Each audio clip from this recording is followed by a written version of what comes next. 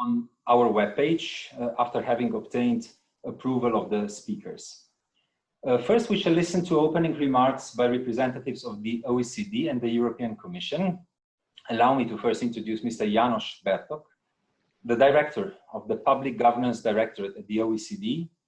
János, please, the floor is yours for the opening speech. Thank you so much, Gregor, and good morning, everyone. On behalf of the OECD, it's really a pleasure to welcome you, in particular the panelists, the Deputy Prime Minister, Minister, State Secretaries, high-level government officials. This launching event shows how the COVID-19 pandemic changed our lives. It demonstrates the resilience and flexibility of your governments in transforming your working methods. OECD is proud to present you the first ever Western Balkans government at a glance, which is available on the OECD website since yesterday.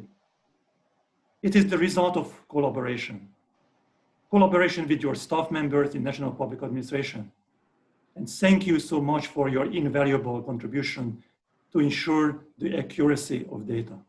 But this is also a collaboration with the European Commission, and we thank the partnership for DG NEAR, which is making possible in the framework of the OECD-EU agreement on the Sigma program. Government at a Glance is a flagship publication for the OECD.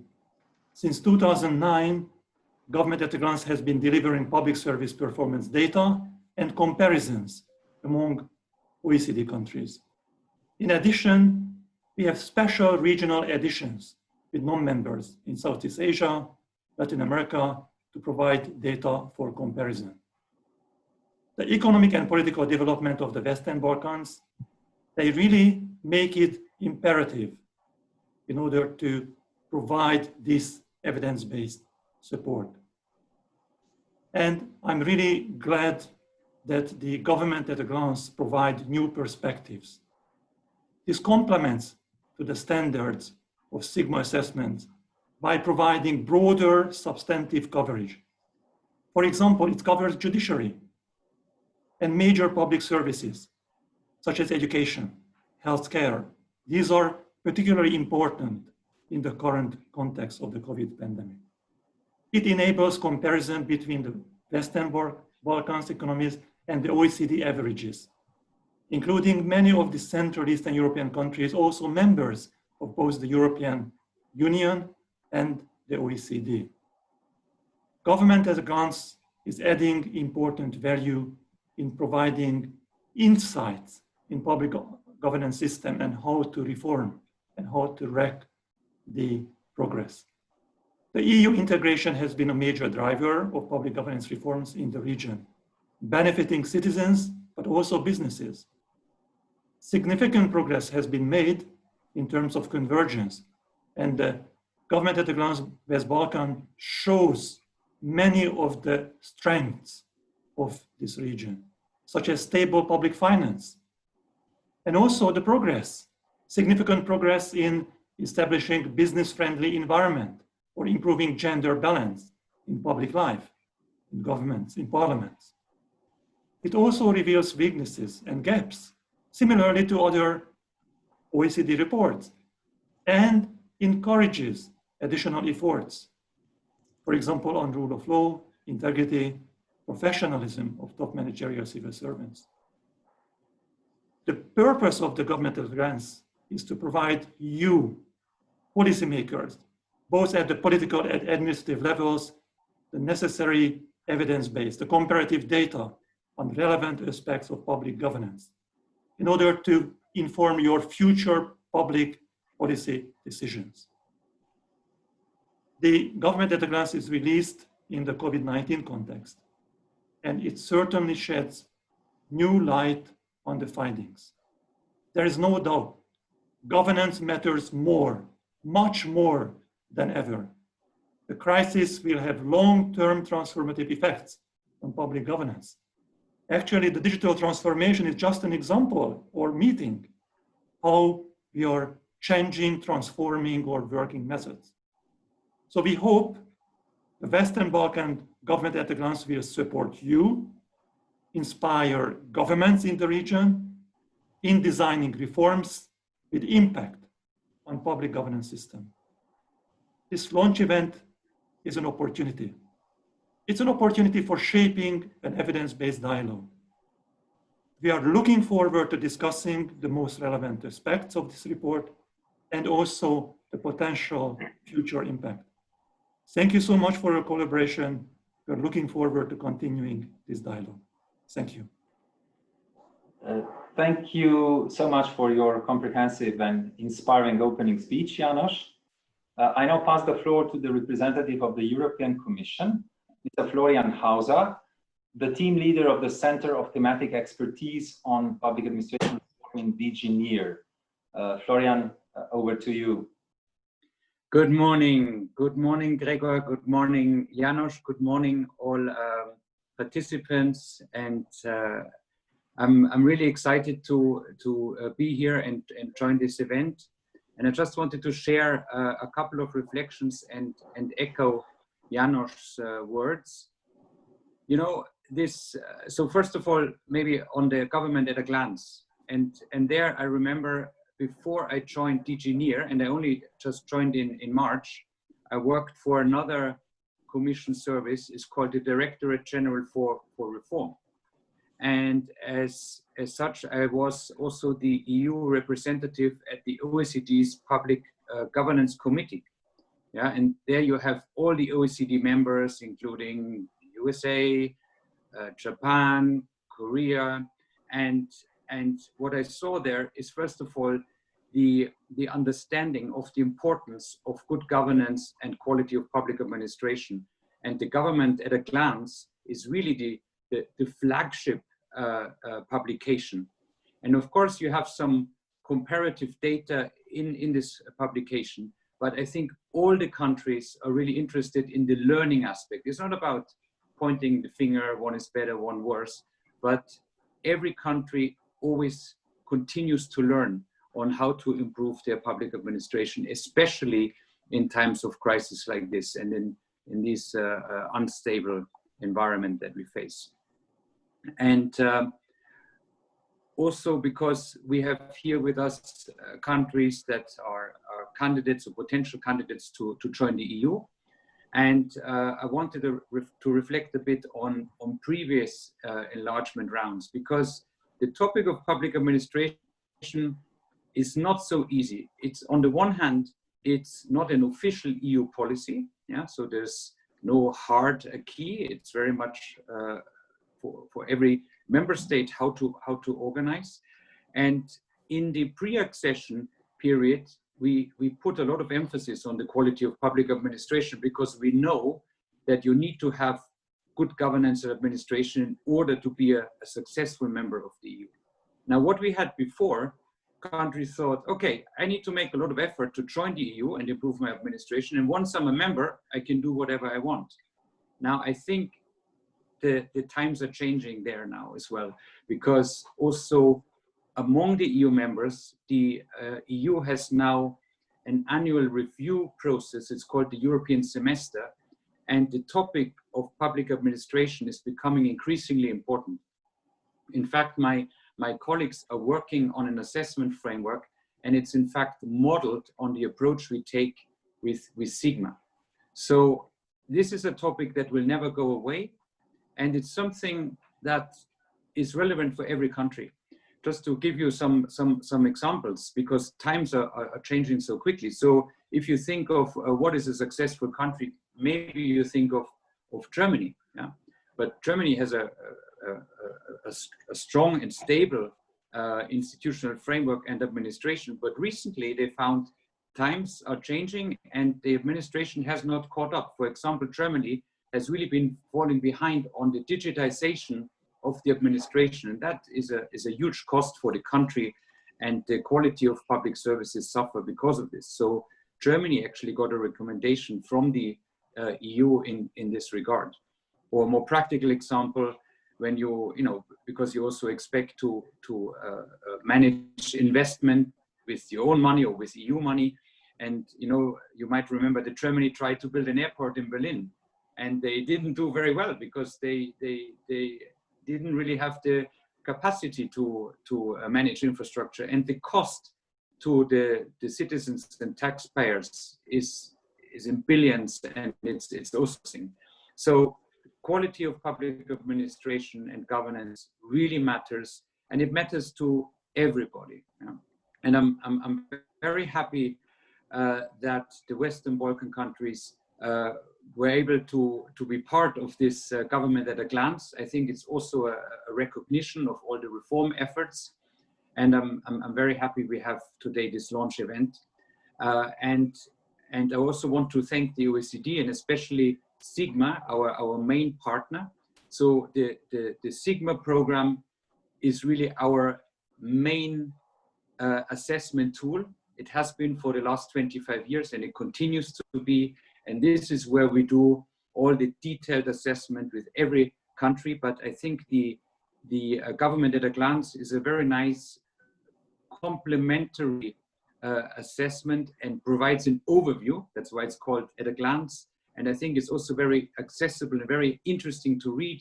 And I hope you find it useful, and it's a very good tool really for your own learning on how to build better administration. Thank you very much and have a successful event. Many thanks for your introductory remarks, Florian, especially for the very nice words about Sigma. And I have to say from our side that Sigma very much appreciates the financial support of the EU and the excellent partnership with the Commission. Colleagues, since yesterday, Western Balkans Government at a Glance is available on the OECD website. And I kindly invite you to download it and indulge in it in the following days. I would now like to invite two key persons from the large team that's made this Government at a Glance happen to present the publication and its key findings. I pass the floor to Monica Brezzi, the head of division for governance indicators and performance evaluation in the Public Governance Directorate of the OECD, and to Jesper Jonsson, a Sigma colleague. Monica and Jesper will share their slides on screen so that you can follow. And please know that you can magnify the part of the screen where the presentation is shared to have a better view. You can do it simply by moving the bar, which is at the middle of the screen, to the right. So Monica and Jesper, the floor is now yours for the next 25 to 30 minutes. Thank you. Thanks, Gregor. Good morning, everybody, the participants. Also, for me, it's a great pleasure to introduce the main results of Government at a Glance Western Balkans. Of course, as Gregor already mentioned, this is an effort of many people. So I want to also thank all the colleagues who have worked towards this publication. Next slide, please. So Government at a Glance offers international comparable measures of all the production chain of governments, from inputs to processes, outputs, to also provide a broader outcome of the results of governance on citizens and firms. A unique feature of this work is that many of the indicators, especially those that you see on inputs and process of government, are developed by the OECD Secretariat together with countries' networks as a way to monitor countries' progress towards OECD principles and recommendation of public governance.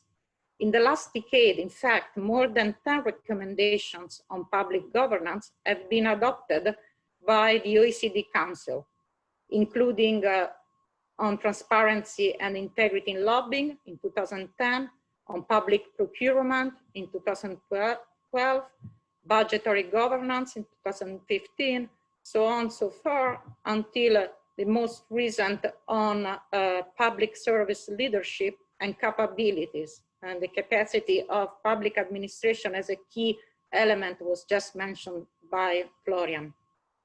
Next slide.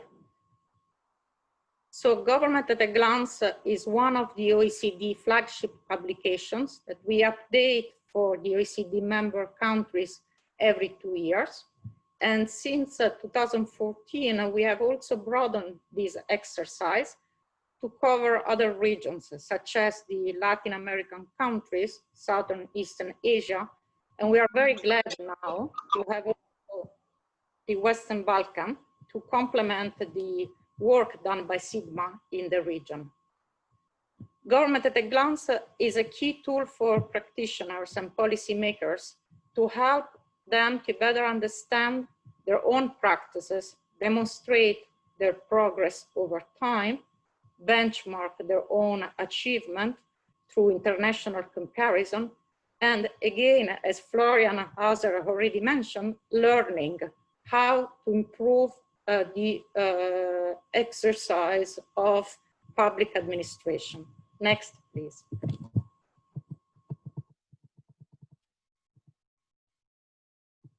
So I will start with showing 3 statistics to give a broad impression of the region.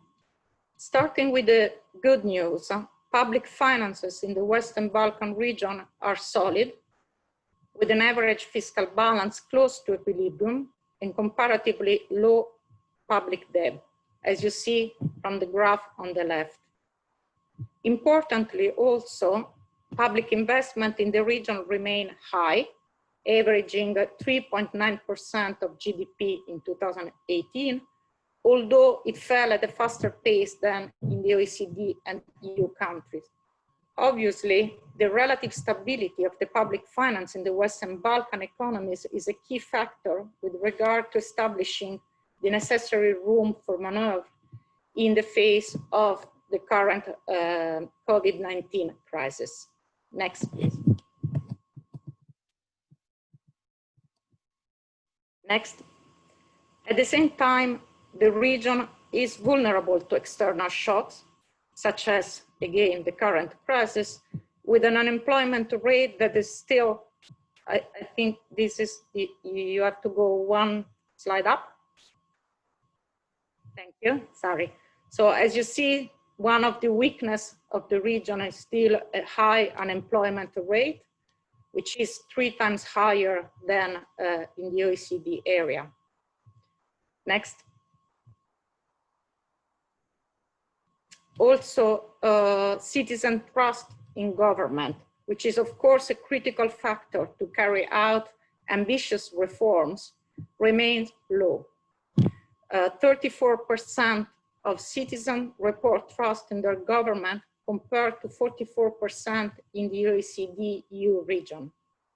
And also the largest gap between the Western Balkans and the OECD EU countries is in the trust of the judiciary, which you see in the graph on the right. 33% of citizens trust the judiciary and the courts compared to 51% in the OECD and EU countries. Next, please. So, next, please. Okay, thanks. So, given these 3 main results, public finance, solidity of public finance, high unemployment rate, and trust in government, we now move with Jesper to to mention some results achieved in the region in 8 public governance areas that you see listed here in the slide. So next, please. Starting with the budget planning. Half of the Western Balkan economies have now established a central unit responsible for identifying and managing fiscal risk, compared to 3/4 of OECD countries. So this is a very good achievement. However, as you see in the graph on the right, this unit in the Western Balkans are less often tasked with measuring and disclosing such risk compared to OECD countries. Next, please. When we look at the quality and satisfaction of service provision, this needs to be improved. Starting with the essential services such as health and education. For example, only 52% of citizens were satisfied with the health system compared to 68% in the OECD EU area, and 57% were satisfied with the education system and schools. Next, please. I will now pass the floor to Jesper Johnson from Sigma, who will complete, providing other examples from the publication of progress in public administration. Thanks. Thank you, Monica, and a warm welcome to everyone watching. Indeed, this slide with data from the Sigma assessments show what we would call uneven performance across countries and the thematic areas in the 6 areas of public administration reform, which you know from the principles of public administration. You also know that in the Sigma methodology, the value 3 on a scale from 0 to 5 indicates the stage where the legislative and the institutional framework is adequate. And we see that implementation is actually happening in practice. These are the green fields.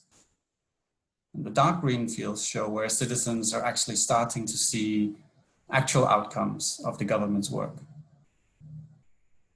Looking horizontally, all countries have areas in need of reform to eliminate red fields and move into green. If we look vertically, we see that overall there is most green in the areas of service delivery and public service and HRM. And if we go a bit deeper and unpack the public financial management area, the sub-areas of external audit and public procurement are the most advanced. Whereas, on the other hand, budget management, strategic framework for public administration reform, and policy making need further efforts. This data provides a useful snapshot to guide policymakers towards key bottlenecks. And the next slides will go deeper into each area, drawing from the publication. So on the next slide, we see that generally on HRM, we found that all Western Balkan administrations have whole of government training strategies compared to slightly only 1/3 of OECD and OECD EU countries.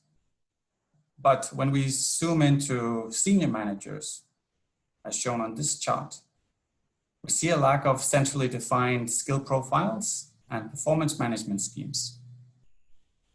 And there is not a single administration in the Western Balkans that have established policies to identify potential senior managers early on in their career to help them develop.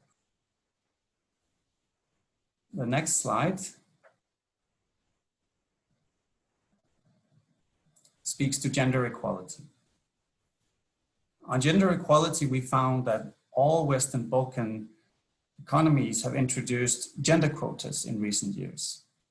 And this might have contributed to the large increase in the women's share in parliaments in the region, going from 23% in 2012 to 32% in 2020, practically the same as in OECD EU countries. And an even more remarkable result has been achieved for the share of women holding ministerial positions. In 2020, 28% of ministers were women on average in the Western Balkans region, compared to the OECD average of 32% and OECD EU average of 33%, so almost at parity. But it's worth looking at the trend, and this increase from 9.5% in 2012 to 28% in 2020, I think is one of the most significant gains that we registered. Next slide. We look at procurement. And in terms of procurement procedures, it's interesting to see that competitive procedures are used more frequently in the Western Balkans than in the EU. But if we skip down to the next row, when we look at the actual level of competitiveness, we see that the region still does not match the EU when comparing the average number of tenders per competitive procedure. And also, contracts are still mainly awarded based on lowest price as the sole criterion, whereas in most of the EU countries, we would consider other criteria related to strategic outcomes and quality more commonly. Next slide, we go into digital government.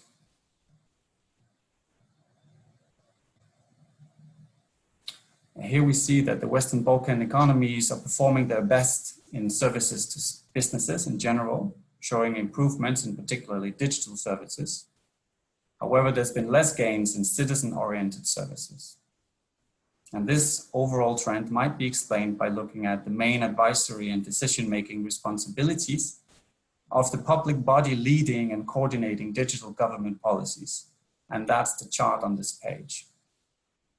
We can see that all Western Balkan economies have organizations assigned to lead and coordinate digital government policies, but they have mostly advisory responsibilities and fewer decision-making powers than their OECD counterparts. The lack of what we could call centrally coordinated hard policy levers was very noticeable in the data in comparing OECD and EU countries. And in effect, this might slow down the necessary transition towards more digital government services or even grind it to a halt. On the final slide, the next one, we see that the region performs fairly well in ensuring a favorable business environment as measured by the doing business indicators. However, when you look into the publication, you will see significant differences within the region. As one example, North Macedonia is the regional frontrunner here in terms of business environment, and actually in terms of the average outperforms the OECD and the EU average. The protection of minority investors and enforcement of contracts are the most challenging components, generally for all economies, but in particular for Western Balkan economies. And the greatest distance from the Western Balkans to the OECD EU are in the areas of paying taxes and getting electricity. And such fundamentals, and you may notice the use of the word fundamentals in the EU context, such fundamentals require a well-coordinated, well-functioning administration and a whole of government approach. That was the final slide. We only had time to present a few statistics that we found interesting, but there are plenty more to digest, and we hope you will enjoy reading the publication. And now we look forward to the perspectives of the panelists. Thank you.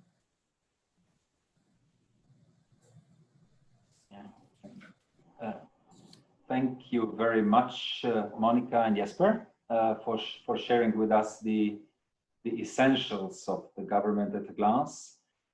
Now the publication has 168 pages. It's a long one, and it's of course impossible to present all of it in such a short time. So I would once more invite you to, all of you, to take your time in the following days, download it or read it online if you haven't done it yet, and enjoy exploring the wealth of its data. Now you can find the publication. There are many ways to get there. Of course, Uncle Google can help you, but there's a simple way. If you access the Sigma website, you will find the news on government at a glance. And then there is a link, government at a glance, which brings you to the OECD website. And there you will find the publication and you will be able to read it online. For downloading it, you would need to have access to the library. Okay. I will now turn to our distinguished panelists. We have today with us one Deputy Prime Minister, 4 ministers, 1 State Secretary, 1 Deputy Minister, and 6 top officials from 6 public administrations, representing mainly, to say so, 2 work streams, the general PAR work stream and the public financial management work stream. Now, distinguished ministers, panelists, we have almost an hour and a half. Actually, we are slightly ahead of time, which is great. We have, let's say, an hour and a half to discuss your impressions and your opinions on the government at a glance, and on public administration reform in general. And of course, Janos and Florian, you can intervene at any time. Just please give me a sign when you so wish. I know how busy your schedules are. I was Minister of Public Administration myself, so I can perfectly understand your joys and pains, and I imagine how your calendars look like. So we will make sure that we really finish on time at 12:15. To make this possible, I would kindly ask you to respect the time limit, which is 3 minutes per public administration per question. This is very important, as timeliness, as we all know, is a crucial element of quality management. Let's start by sharing your main impressions and conclusions from the Western Balkans government at a glance. Did anything surprise you? In your opinion, what are the lessons learned, and in what way they can influence the policies of your governments? Before we start, let me once more kindly ask you to turn interpretation off while you are speaking to avoid double audio. I will invite the distinguished panelists in alphabetical orders, not of individual representatives, but of public administrations. So we start with Albania. We have today with us the Minister of Finance, Mrs. Anila Denaj, and I would like to invite you, Madam Minister, to take the floor, and the next 3 minutes are yours, please. Good morning. Thank you very much for holding this meeting and sharing with everyone this remarkable data, in particularly hinting to the development of all countries in Western Balkan. And I would like to put a great applause not only to the team that provided these reports that are very useful for each and every one of us, but also to all members that represent their countries, because being a representative of Albania, I know how difficult it has been for each of us to develop government structures and public finance consolidation. And looking at the data, I would have to say we have also to be proud of what we have achieved till today. And of course, there are lessons learned, in particularly in time of crisis, which I would like to share 2 or 3 of them with you today. And keeping it short, I would like to focus first on fiscal consolidation, in particular linked to the data provided, but also to the crisis given during the pandemic situation. And let me remind you that Albania has been hit in the last 6 months by 2 consecutive, let's say, unfortunately,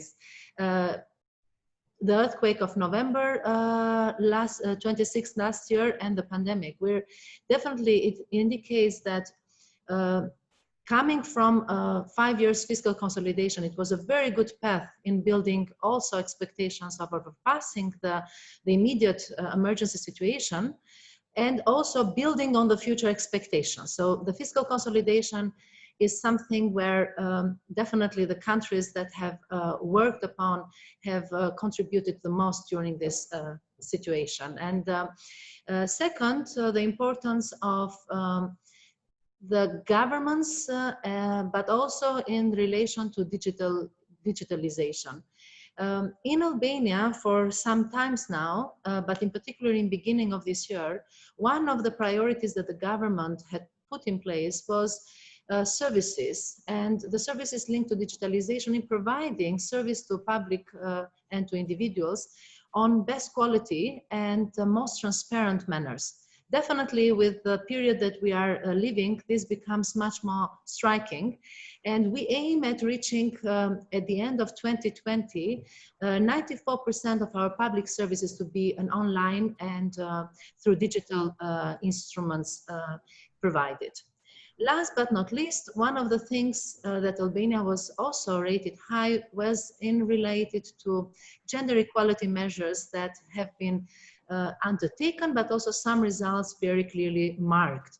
Not only as regard to how much of the representative of this gender equality express itself in the minister's government structure, also in parliament, I would have to say that over 29% of the representatives is already a fact that explain that gender equality is an objective of the government of Albania. But since 2013, midterm budget has put a very high importance on gender equality. And we have today almost 38 programs that are putting gender equality in focus. We lose every year 20% of GDP because of this gap. And I have to say, in the region where we work every day, where our history is close, in particularly linked to the gaps in health and education, where in Albania, respectively, this is 0.89 and 0.79%, clearly marks that we have inherited a very good system in education, which has to result in also a very good gender equality in business and in governments. We have still a journey in this last, but we are very sure that we'll reach the gender equality in the next 5 to 10 years. Together with aiming at fiscal consolidation and public services through more transparent and online provision. Thank you very much. Thank you so much. We are now moving to Sarajevo. We have with us Mr. Darko Kasap, the Deputy Public Administration Reform Coordinator. Please go ahead.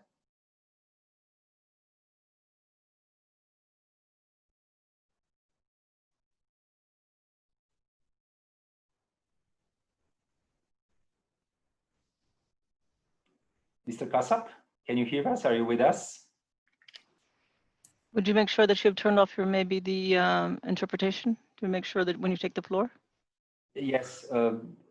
Can you double check, please, whether you switched the interpretation off?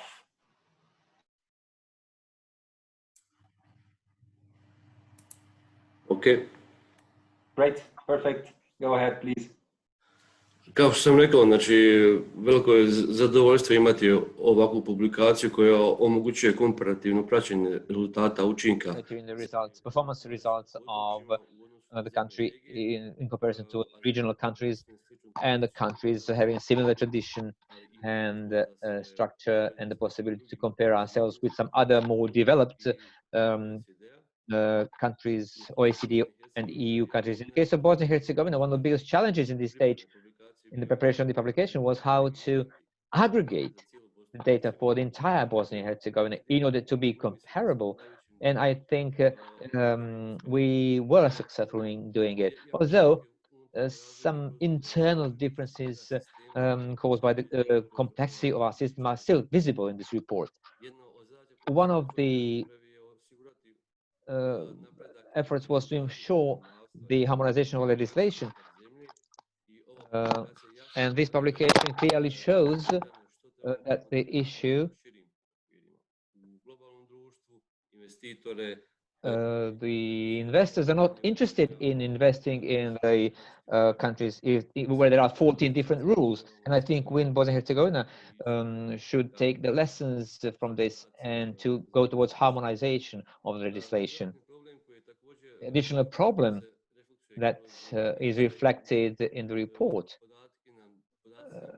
The data are lacking there, and it's clear that the decision makers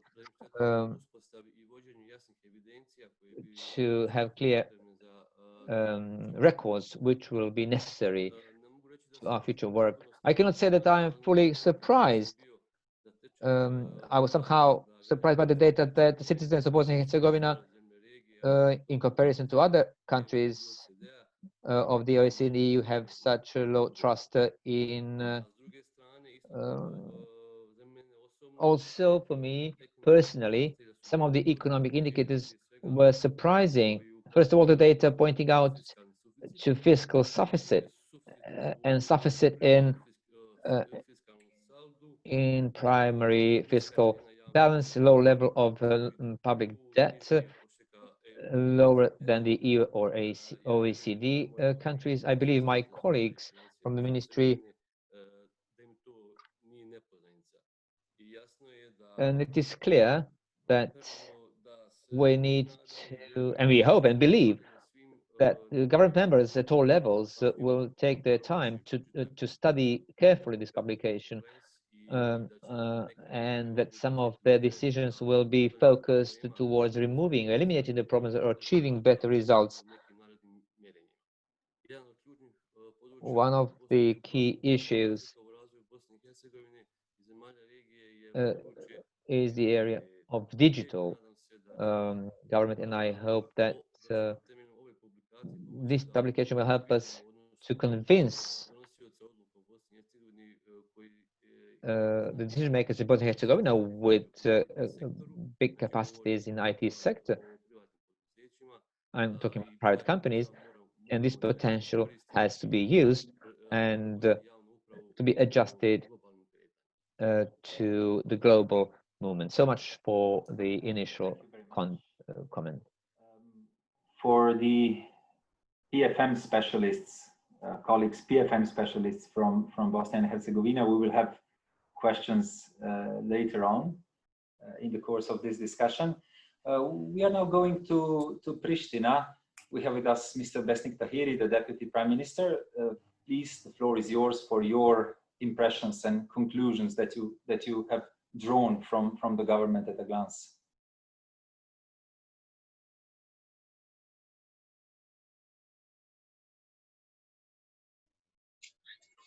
Thank you very much. It is a great honor to be together, and let me use these 3 minutes to say few comments and few positions that we have as a government and we believe are right in this quite challenging situations. First, we have to read this 161 pages document, so I cannot comment very much on the document. But anyway, I think the data that we have received and that we have heard from Jasper, but also the information that we have had previously while I was reading state reforms, are always useful. I think that there are, in my opinion, 3 issues that we need to take into account. First, as it is written in the executive summary, the trust in government is declining, I would say slowly, but quite surely, especially now with the issue of pandemia. And we need to take into account this very seriously.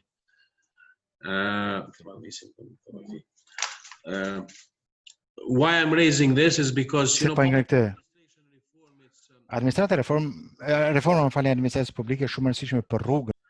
however, it is not directly linked with, let's say, the hopes or the expectations that citizens have.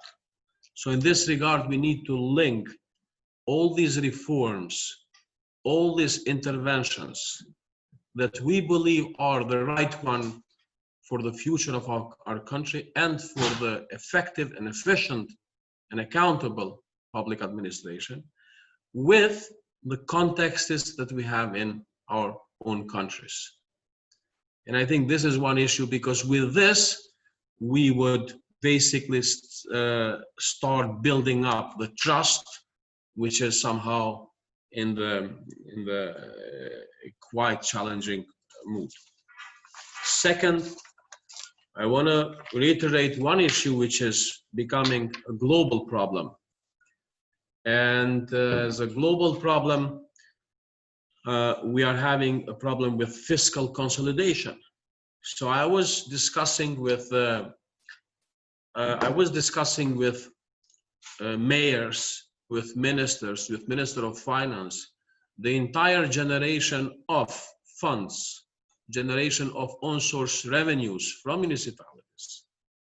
It is quite challenging and it is quite problematic. So the effect of COVID-19 on the budget is serious. When I say is serious, we need really to look where we fit now with all our public administration reform agenda. with the new context that we have, with budget lacking, and the direction, how do we combine this? One thing that it's not only an imperative, but it's something that we must do it, is digitalization of our services. And if something we need, let's say, if we need to shift something rapidly and quickly, it's to find the right approach to digitalization of services at central level, but also at local level. In this, I'm looking forward to read from what Jesper has presented, and also in the report, and I'll ask my team to see whether we can go something forward. Last but not least, when we talk about reforms, and when we talk about changes, we talk about painful decisions. So there is no reform without pain in itself. What I see here, what I've witnessed in the last 2 years, but also in the process that we are doing, people are reluctant to reforms. And on this, political will is very important. And when it comes to our new government, we are almost, I was chief of state reforms for 2 years, but also now in the new government, there is political will. But this political will now, compared to the context and to issues with pandemia, issues with lack of financial support, the economy is getting quite an issue. I think that if we can basically summarize, I would say first, it's very much important to think seriously on fiscal consolidation. And here we have a role from domestic countries, meaning from national countries, but also the role from bigger organizations such as World Bank, IMF, and how do we all deal with this problem. Second, digitalization is, for me, a must that we need to push forward. And then, last but not least, link political will for the reform, electrification, Elvis. And link the reform also, link the reform with political will and linking with parliament. I would like to conclude to say that very often we believe that government delivers. In fact, parliament is very important. And I see also in the previous years, but also now, that there is little consolidation of interaction between parliament and government. Thank you very much. I am looking forward to hear from all the colleagues here. I might leave a bit earlier because we have a parliamentary session, and I am a prime minister in duty because prime minister is in Paris, so I need to do a few things. But I'm really honored. I'm looking forward to read the shorter version of the report because definitely I'm not going to read 161 pages. Thank you. Thank you very much for your insights. Good luck today in the parliament. Mm-hmm. And we now move to Montenegro. We have with us Mrs. Suzana Pribilovic, the Minister of Public Administration.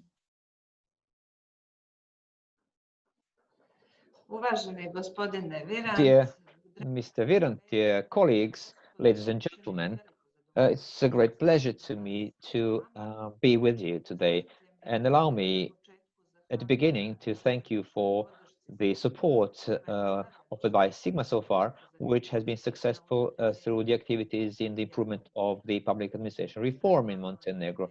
The government of Montenegro has got many challenges, and we are proud to the results achieved so far of the joint work between the government and Sigma, and we are looking forward to your further support. And we can proudly say that the ministry's work is based on the principles of good public administration. The Ministry of Public Administration has been coordinating the activities on submitting the data on behalf of Montenegro, and in the continuity which and this publication is a very good overview of the state of affairs in the public sector, and it's a good opportunity to see both the current state of affairs, but also trends at the level of every individual country and the region in general. The publication offers the possibility to perceive all the results at all levels and to compare the results and outcomes. In other words, this is an opportunity for the economies through the prism of the implemented activities and assessment of the conditions to perceive where they are, what has been achieved so far, and what other opportunities exist in the satisfaction of services. We can say that we have engaged a lot of capacities and we have achieved better public administration, although we're aware there are many challenges ahead of us. In Montenegro, we work on strengthening the capacities and strengthen mutual cooperation and the exchange of best practices with the purpose of improving the work and strengthening capacities for implementation of the reforms and achieving transformation with the purpose of faster integration in the EU. On these grounds, the government of Montenegro and the Ministry of Public Administration continue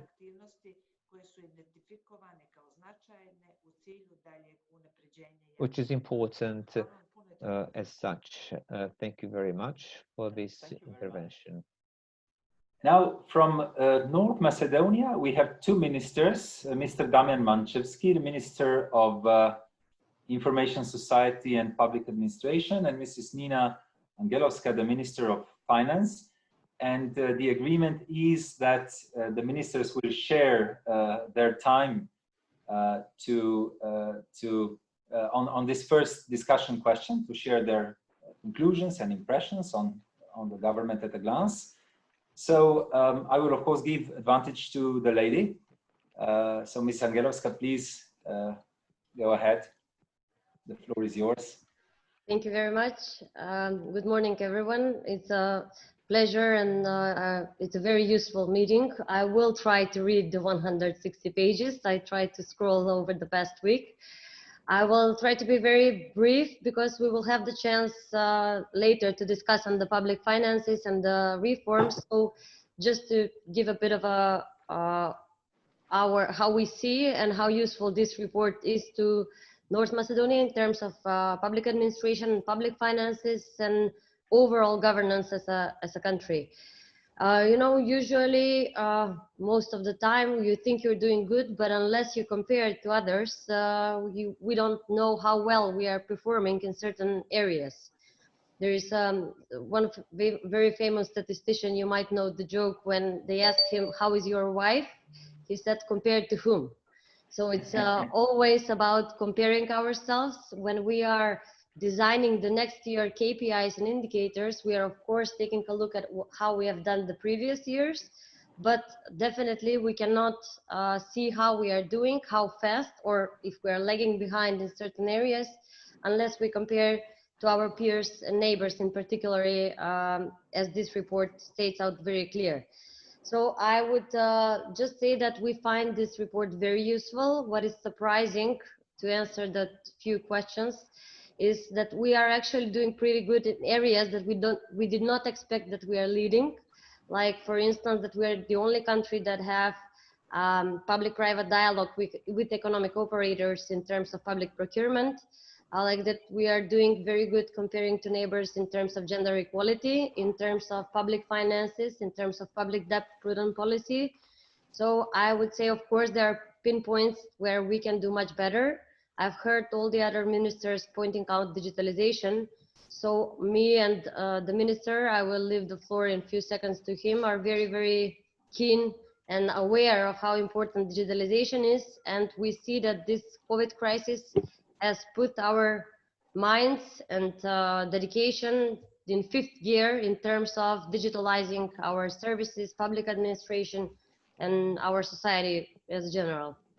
So I would stop here. I hope that we do not need a reform in time management. I hope I was short, and I will leave the floor to the minister. Thank you. Thank you. Good morning from my side as well. I would also like to thank you for organizing this event. The report is extremely valuable for us, not only for seeing the data, but I also think that these kind of reports and comparisons, as Nina said, are making us better as a government.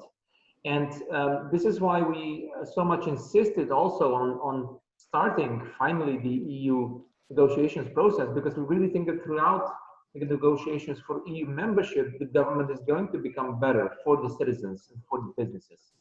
Now, what did I find from what I've been able to see, and I tried to read a lot of it, but not the entire thing, is that first of all, some of the data is from 2017 and some from 2019. And the data that is from 2017 actually showed us that in the last 3 years, we have actually focused on some of the remarks that are already stated in the report. It does not surprise me that we are doing poorly in the area of trust in the government institutions, but also in the judiciary. But it is also linked. Citizens, people do not actually make the difference between judiciary and government, and the non-existence of an efficient judicial system, they actually link it to the government, and it's an impression of the functioning of the system. Regarding where we are doing well, I was very glad to see that in the area of the fiscal management, of boosting the economic performance, we are doing well. We also introduced in the last 3 years the law on senior level service, and I would like to thank Sigma on this. They were our partners with this law, which is the enormous step forward for professionalizing the senior level service by making the selection of the candidates through an independent commission that is going to do the evaluating process of the candidates and provide the government with the 3 top candidates. So I'm really confident that in the next report, we're going to perform even better in some of these areas. On the gender balance, we're also pressing for full parity, 50% inclusion in the parliament, and we need to, of course, improve in the executive. But there are still, of course, areas that we need to improve, and I really welcome the data from the report, and I again think that it can only make us all better as governments. It is good to see that the colleagues from the region share the same visions and problems and challenges. And I hope that, again, also in working together with the partners like Sigma, OECD, EU, we're going to make better results in the forthcoming reports. Thank you. Thank you, Minister Angelovska and Minister Manchevski. You complemented each other so well that, if I may comment, you're a great example of government coordination. You know, if 2 horizontal ministers manage to coordinate so well among themselves, this is a very good sign for the government, I would say. And now I turn to dear colleague Ivan Bošnjak, who will conclude this the discussion on the first question and then open the discussion on the second question. So, Mr. Bošnjak, the floor is now yours for your impressions and conclusions. Hvala lepo, Gregor. Srdačan pozdrav svima. Thank you very much, Gregor. I'm sitting in Zrenjanin, my native town, and big welcome to all the participants of this conference. With great thank you for your support in the previous period in the area of public administration reform in Serbia, primarily. Gregor and all other colleagues from Sigma and also in the OECD, and of course all the colleagues from the region. We as Serbia in this report, which had time to read through, because the comprehensiveness of the data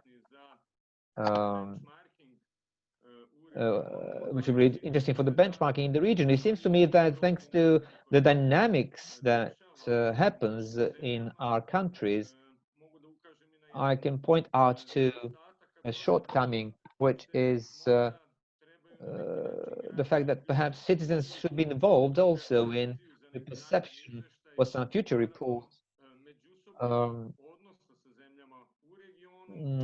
with the regional countries, also their impressions on the quality of life in the regional countries might be interesting data, since the data collected in this report were not only useful, but also in certain ways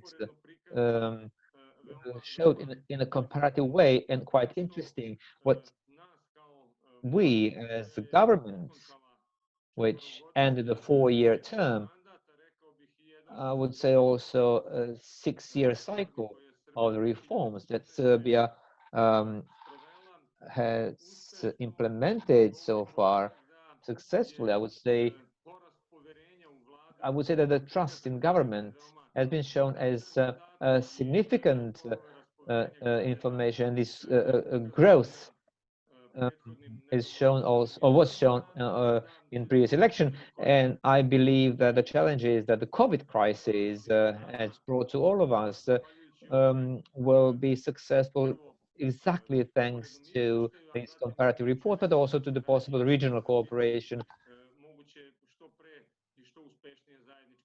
in order to overcome all these crisis effects. I would also point out that besides the issue of gender equality, perhaps for some future report, I don't know what the experiences of the OECD are in other parts of the world. It would be interesting, however, to compare other aspects of human and minority rights, since this is part of my job in the Ministry of Public Administration, or has been for a series of years now. And it would be interesting actually to show in this aspect possible use of all other tools that are available to state administrations for their implementation. So much for the beginning, and thank you very much once again for being together here today and for managing to do this together and to go through this publication, which I hope will be quite useful. And I also have to say that it was very good, since at the very beginning of it there is an overview of the ISO standards, that the presentation of all the data, names of the countries and everything else in the region, territories, to be really standardized in throughout the entire publication. Thank you. Thank you very much, Ivan. For your interesting insights. The discussion question number 2 pertains to topics which are very much dear to the hearts of the ministers in the region. It is digital government. It is improving the quality of administrative services for citizens and for businesses. And of course, these projects have a very positive impact on the business environment. We could see from Monica's and Jesper's presentation how well some countries are positioned in the doing business report.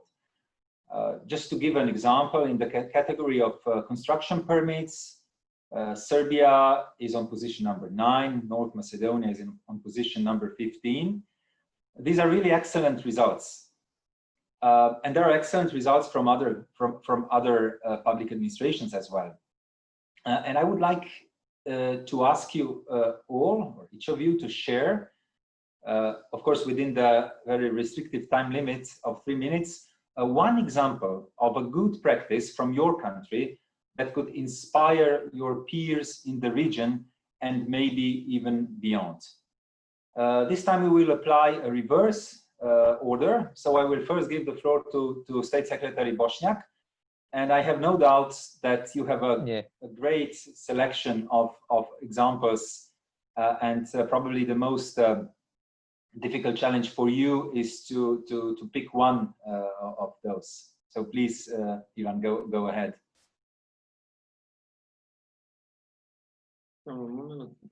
Hvala puno, Thank Gregor. you. Thank you very much, Gregor, for this introduction. Yes, the orientation of our government, Anna Brnabić's government within the last 3 years, and the continuity of the reforms of public administration in Serbia has shown in this period that, of the COVID crisis how the development of electronic services is useful for citizens, but also for economy, for businesses, and that our Office for Information Technology really offered a number of services, both to citizens, but also to economic operators, but I would also say to government systems. So in the mutual cooperation and communication, I would just say that Serbia managed to make the interoperability among 23 different databases from 8 institutions and 321 government bodies. And as of January 2017, we registered more than 1.4 million data exchanges, which makes us very happy to jobs where citizens now can have electronic services which are completely encircled, as was the one that Gregor and I worked together back when we were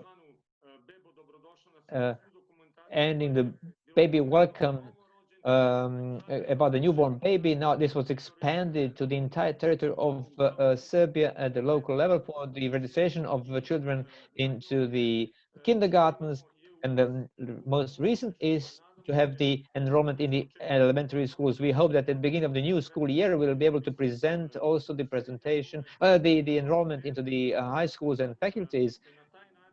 And that way also for all other services like the electronic signature, electronic identification, digital archiving, to be fully put in use and to our citizens. Also, we're very glad that this has been recognized as a new quality, and that in the future it will be possible for us in the territory of the Western Balkans to have the interoperable services. Why not? Amongst each other or between each other, because Serbia also put one of the basic postulates, the use of minority languages. And I would say that citizens who speak and understand minority languages in the regional countries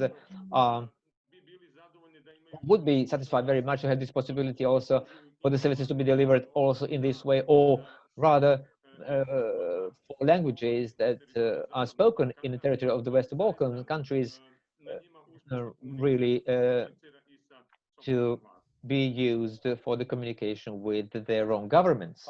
Thank you very much. The next is Minister Manchevski. You are heading a ministry which combines information society, digital aspects, and public administration reform, which is a great solution. What would be your selection of a good example from your public administration?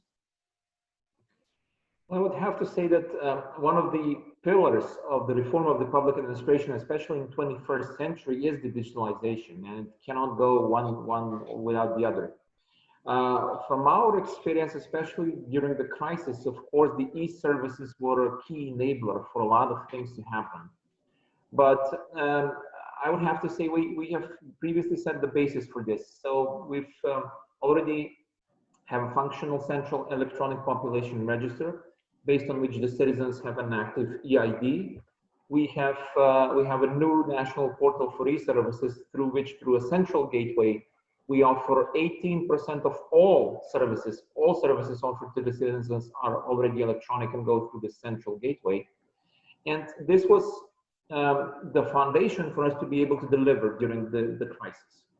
Now, what was the biggest achievement? I would have to say, first of all, though not strictly related to us, that the remote education system.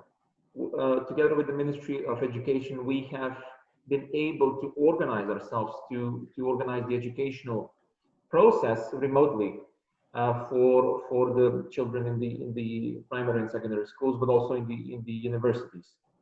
The moving permits were also issued electronically, only electronically, during the curfew during the COVID-19 state of an emergency. You know, they were not available in any way in paper, they were only electronic. And what also was, I would have to say, the result of it, we saw acceleration of the process is that we have finalized the process for e-prescriptions, so that all people who needed prescriptions to take their medicines, or they didn't have to physically go, they don't have to physically anymore go to their doctors and go to their pharmacies. Everything is now electronically.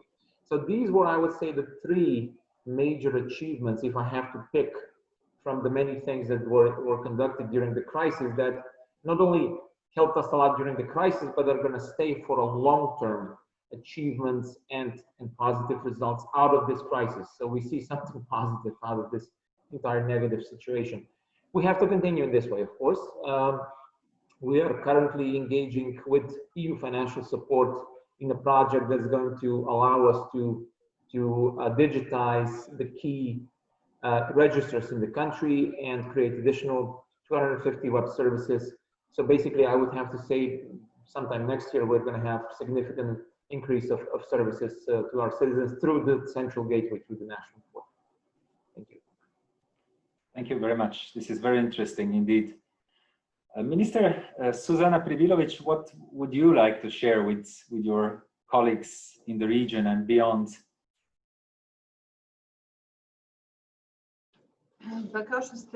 Well, just as you know, in the Ministry of Public Administration, we have been working very diligently throughout the period as of the establishment of this ministry.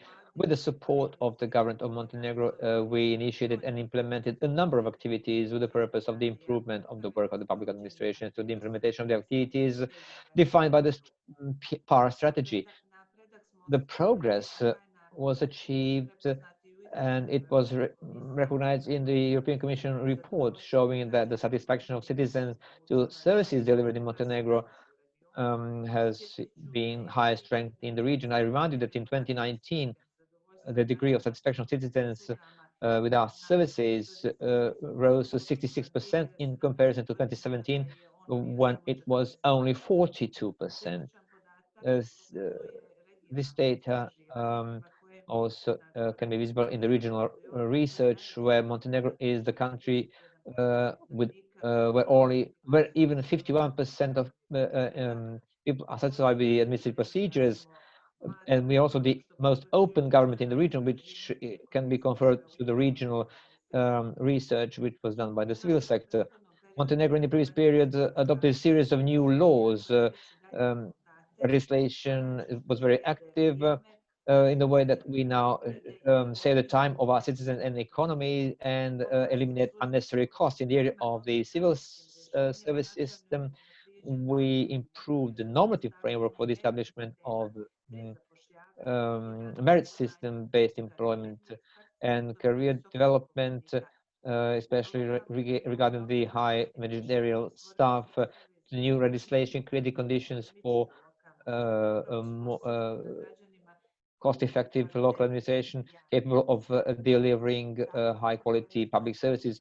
And the law on e-government, which was started being implemented as the 4th of July, and bylaws, which was soon to be considered at the government of Montenegro, we will additionally strengthen the development of e-government, and we will present some new information system, which will, we are sure, encircle the offering of the electronic services and processes of electronic payments and electronic data exchange. We established a system of electronic testing the candidates for the civil service, and the new legislation focuses on the improvement of the organizational structure and reducing the costs in the public administration. The government is dedicated to digital development and modernization of public administration, and the basis for the improvement of the work actually is exactly in the use of digital technology and interoperability and open data, and transparency of public administration, and improvement of the efficiency and quality of services. One of the important results is the ever-increasing use of electronic data exchange systems, which showed its great advantages for the in the area of enrollment of children in the kindergartens and the elementary and high schools enrollment. In this way, parents and children they don't have to submit any certificates and hard copy certificates to schools, which has shown the value of digitalization in this area. As colleague Manchevski mentioned, in this period, we also, in this period of pandemics, we enabled our students in primary and secondary schools to be exercised from their homes remotely. In the forthcoming period, which is a challenge, is to develop new strategic document concerning digital transformation. And we started working on the same together with the Ministry of Economy and Ministry of Science and Technology. Thank you. Thank you very much. I think that Deputy Prime Minister Tahiri is still with us. So I will now pass the floor to him. Mr. Tahiri, yes, please.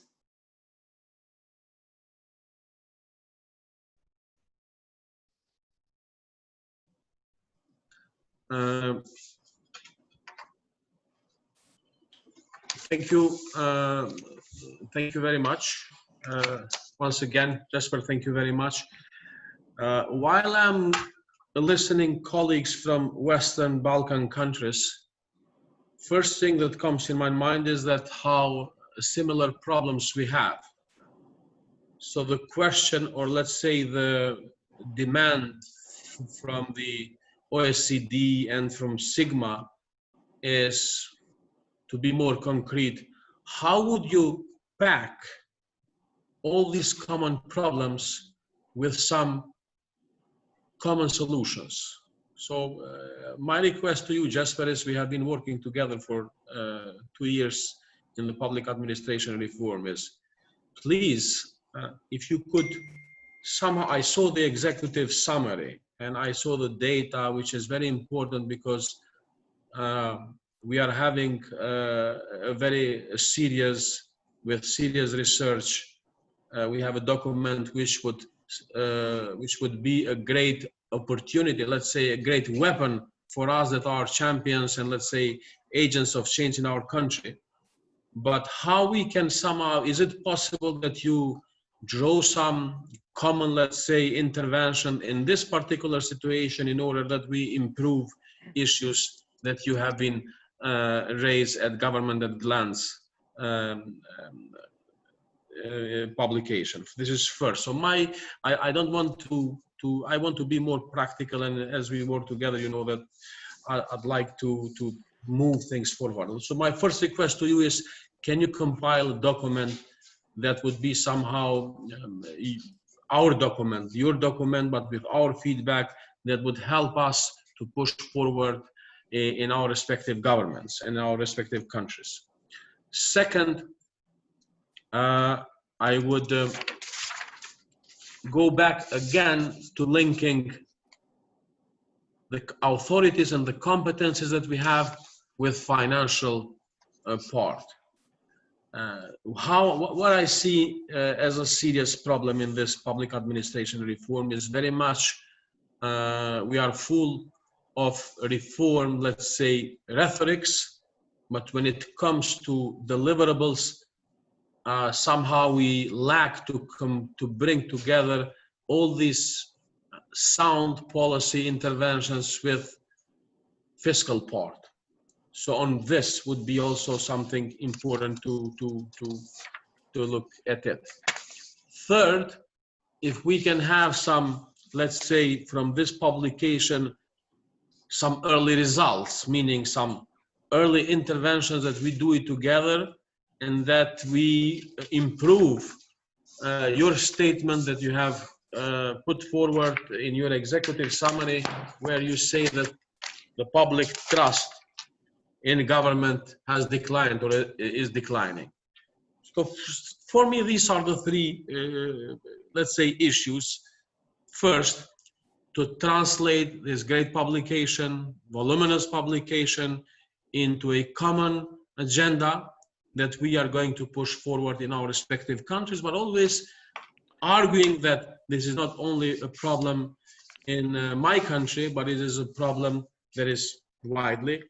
Second, how to link all the reforms with financial reform. Somebody is talking. I don't know if there is a problem. Yes, Ilir, I think we're hearing you. Could you just make sure that you have your interpretation off, please? Okay, good. So I have it off in my so last point is as I said, to have some early results. Of course, understanding the context, understanding the circumstances, but then having sort of common agenda. Thank you, Jasper. Thank you very much for your comments and questions. We will take them on board. This is an excellent food for thought for our experts, and I'm sure we will come back to you with ideas and answers. We now move to Bosnia and Herzegovina again. Mr. Kasap, could you share with us a good example from Bosnia and Herzegovina in the area of digitalization, improvement of administrative services, simplification, improvement of business environment? Please, the next 3 minutes are yours.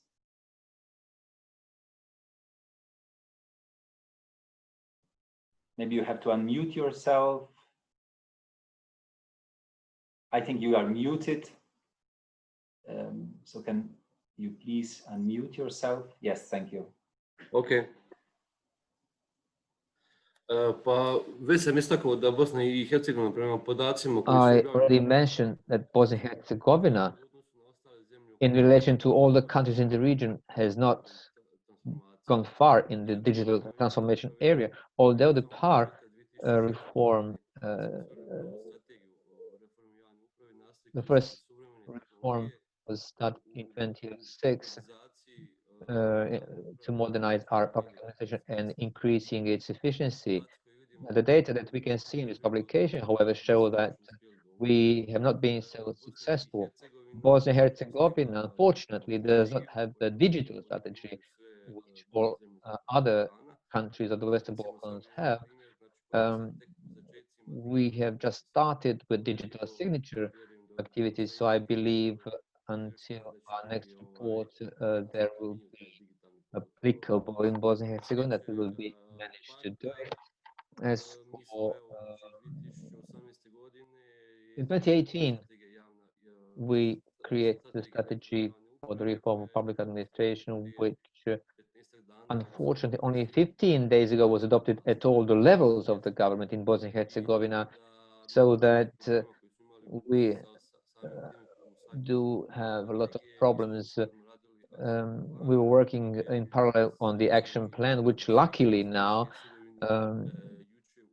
was harmonized yesterday with all levels of government in Bosnia and Herzegovina. And through this new action plan for the reform public administration, most of the activities and largest amount of costs in this area actually falls on the development of service delivery and development of e-services, that we hope that in the next period we will have more results in this area. I'll mention some of the planned things that we will be start developing, which is first of all establishing the integrated system for management of CRM,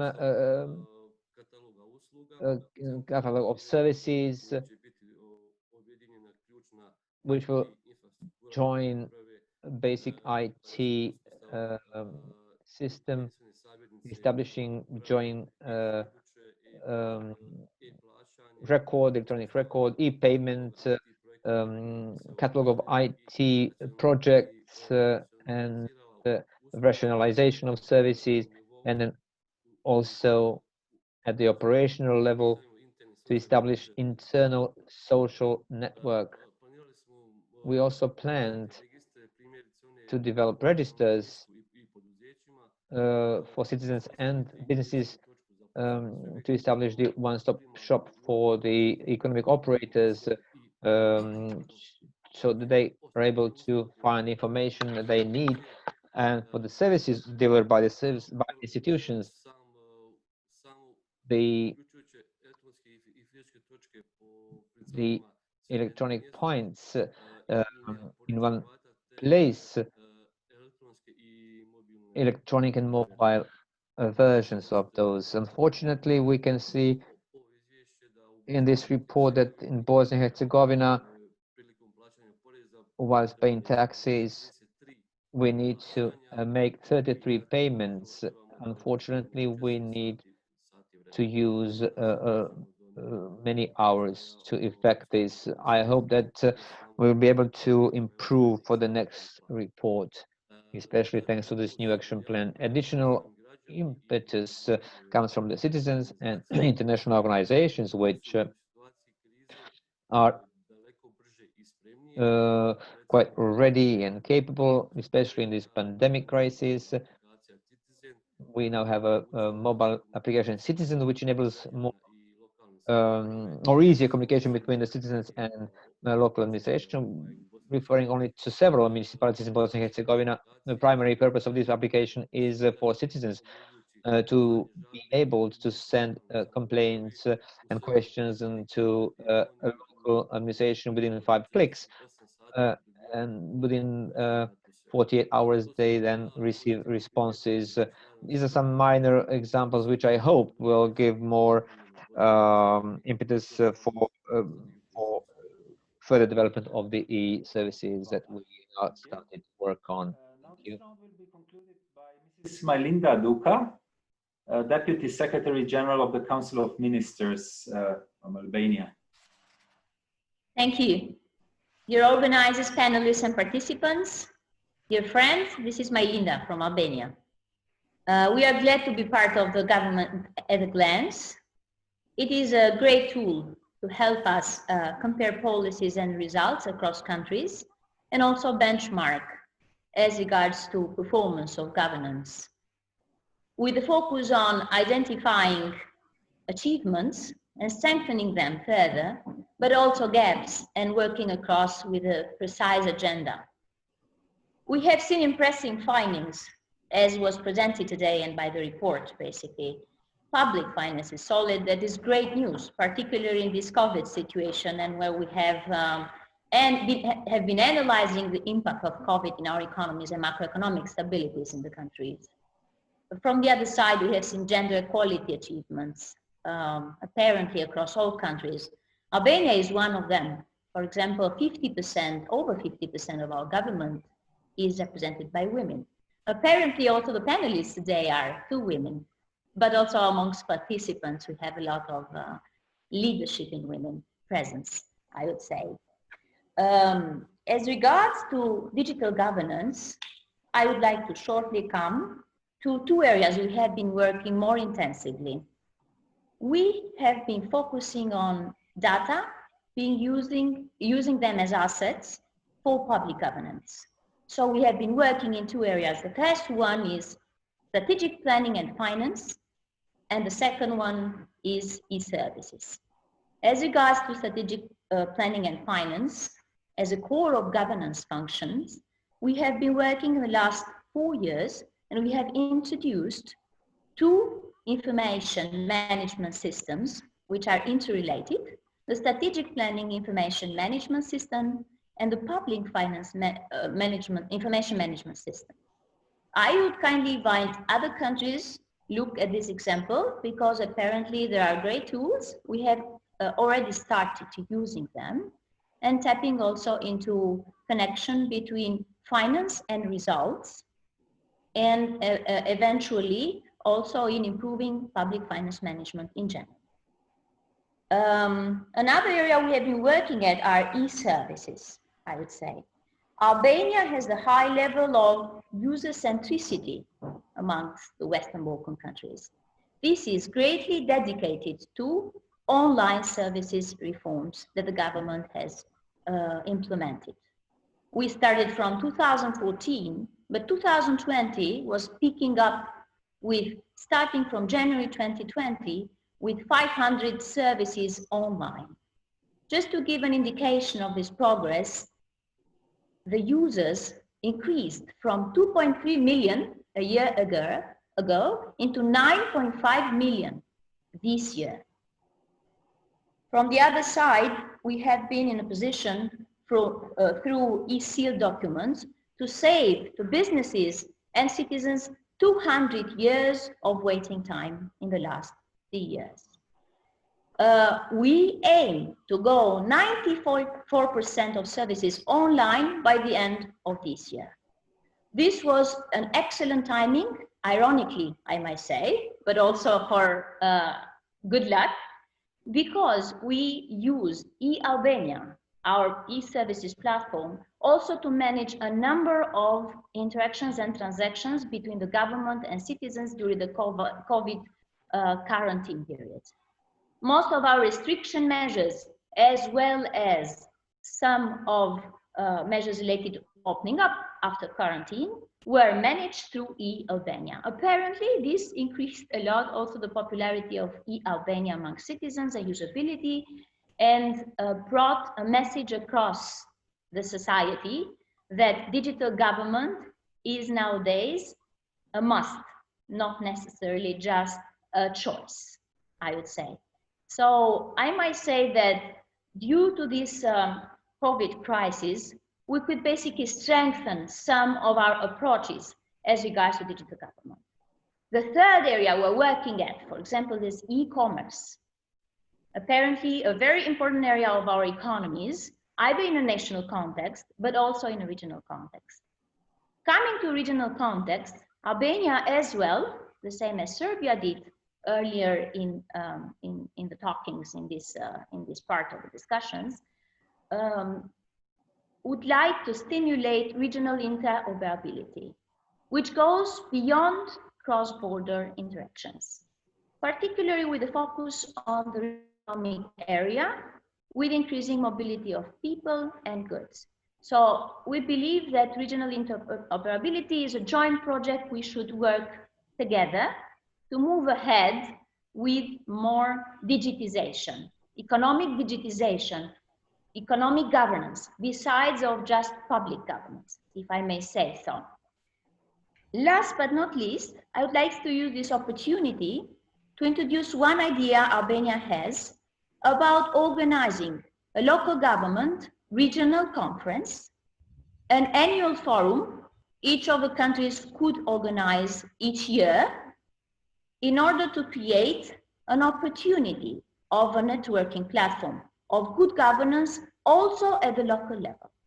So we should, I would recommend, go down and look at the local level, or rather start bottom up, I would say.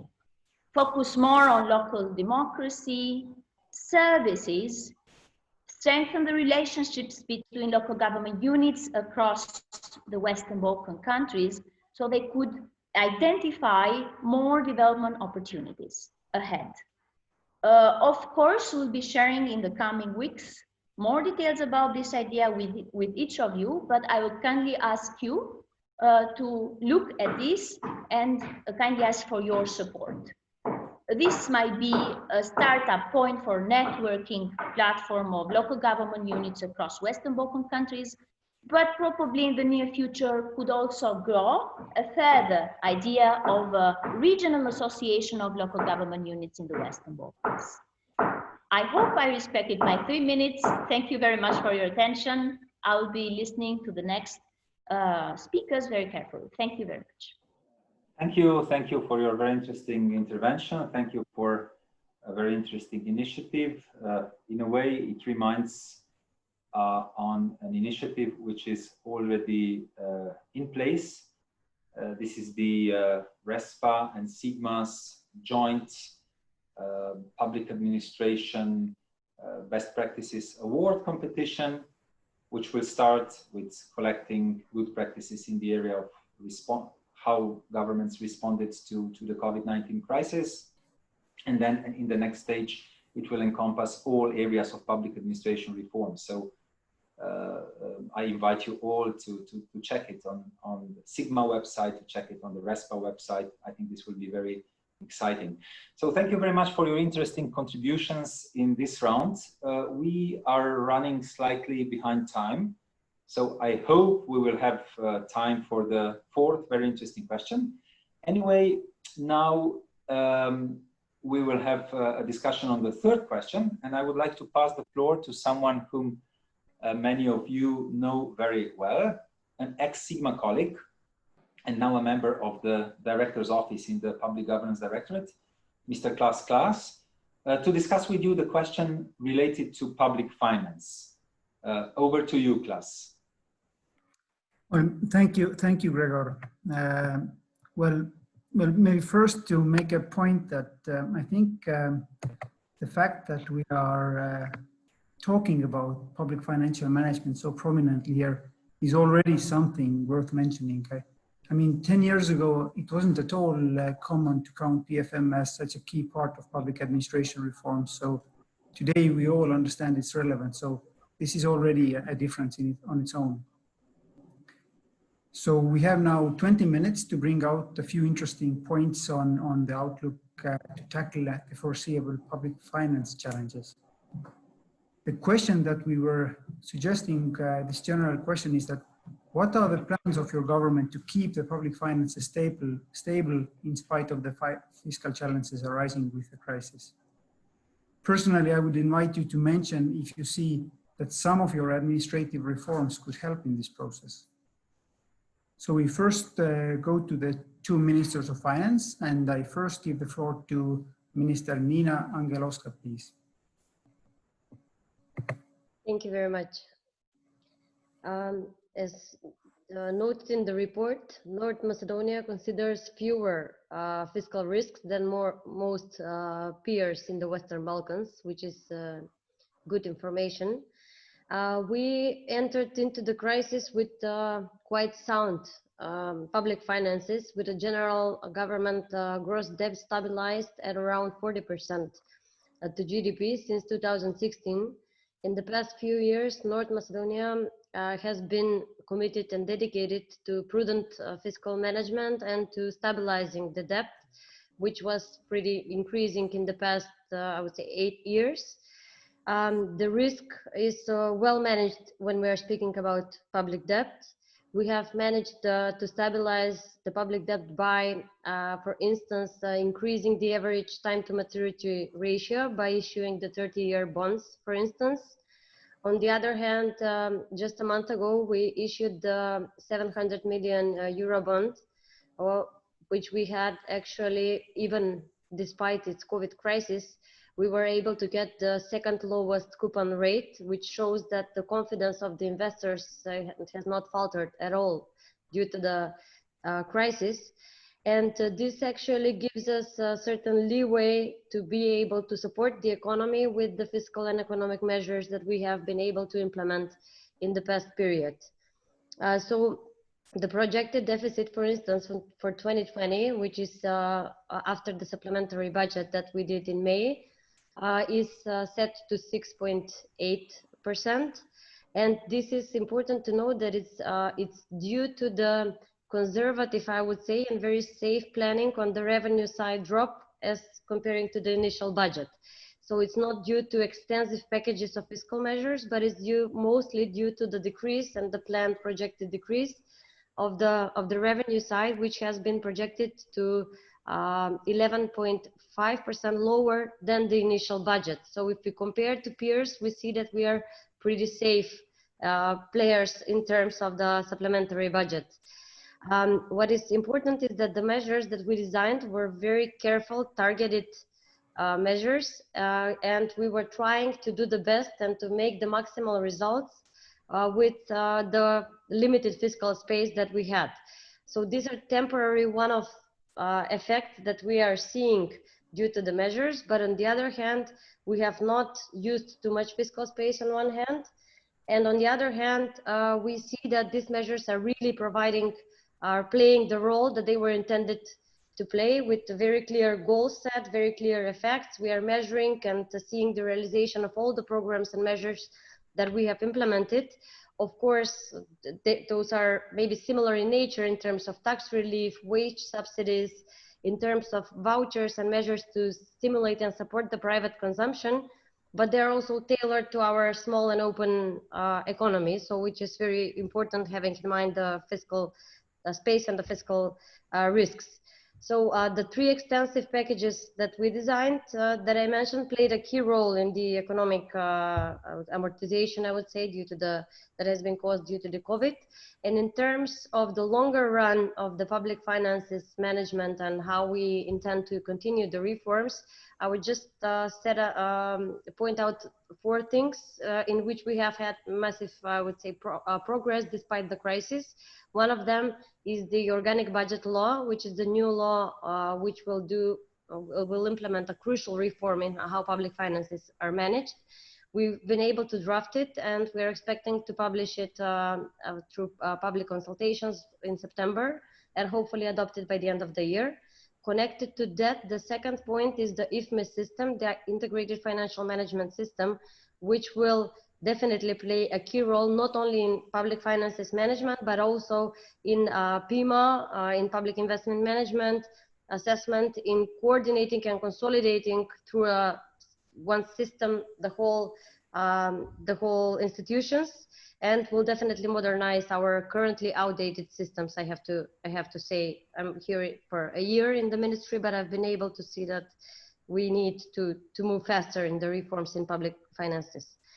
Another thing is the new law on public procurement that was adopted in January 2019. It is aligned, or mostly aligned, with the EU directives. So this has been also and will play a key role in future in the reforms. Then I have to point out that we have made massive progress in terms of transparency, which is very important for the longer run. We have been able to open the treasury to the public with the new tool Open Finance that we have launched. And in addition, we launched 2 additional tools, which is public debt. Public debt is a new tool that gives a comprehensive view and a very understandable manner of the movement and all data on the public debt to the citizens. And another tool that we introduced is capital expenditures. We know that this is one of the weak points, maybe across the Western Balkans, but in our country as well. So we gave the public a very clear view in real time on a monthly basis to be able to see the capital expenditures across all budget users. Thanks to this, we've been able to increase by 9% points the active transparency index as a ministry, and we are now in the top 3 ministries in terms of transparency. And the 5th point that I would end with is in the area of financial control. We have made good progress, and we will, with the adoption of the new public internal financial control policy paper. So this is also adds to the contribution of the whole reforms. I might have taken more than 3 minutes, so I will stop and end here to leave room for the 4th question that was mentioned that is really interesting. Thank you. Thank you very much. I have to say this is brilliant, and I take note of the prudent approach that you have. I see the risk mitigation measures that you have done in your public debt portfolio, and I actually would like to highlight a little bit of this transparency in capital expenditure management. That's actually a very important issue across all of the administrations we have here today. Now I invite Minister Anila Denai to speak about the perspectives you see in Albania. Thank you. Thank you very much. I'd like to start with mentioning some key figures confirming the fiscal consolidation we have embarked 5 years ago. And concretely, we started this year with having a fiscal balance of 1.9% last year, and despite the earthquake, as well as a primary balance that is positive for 2 consecutive years. Definitely of key importance is debt to GDP ratio, which went down to 66.2% in end of 2019 from 70.3% at the end of 2013. These three clear indicators show that how important was for, in particular, facing this year challenges, the fiscal consolidation. We entered into the pandemic situation with a lot of uncertainties, as any country did, and particularly in the beginning of March or mid-March. We aimed at a low-income population with two packages, in particular small businesses, where at least 85% of businesses were addressed, and this is also due to the composition of the business structure in Albania, mainly on the small business providing most of the numbers in the business structure, but aiming at supporting with salaries and fixed amounts for all employees at the small businesses, despite the support in the health sector and adding or doubling budget for emergency needs as well as social support schemes. However, this is not enough. We know that facing an emergency situation for this group of people would have to be supported with sustainable measures that would aim mid-term sustainability on public finance, but in particular policies on developing the effect, the negative effect of this pandemic. We have reached 11.6% of unemployment at the end of 2019, going down from 17.8% prior of this year, 4 years prior to the last year, which definitely in 3 months, we went back to 8 years development. And I think for many of our countries have the same situation.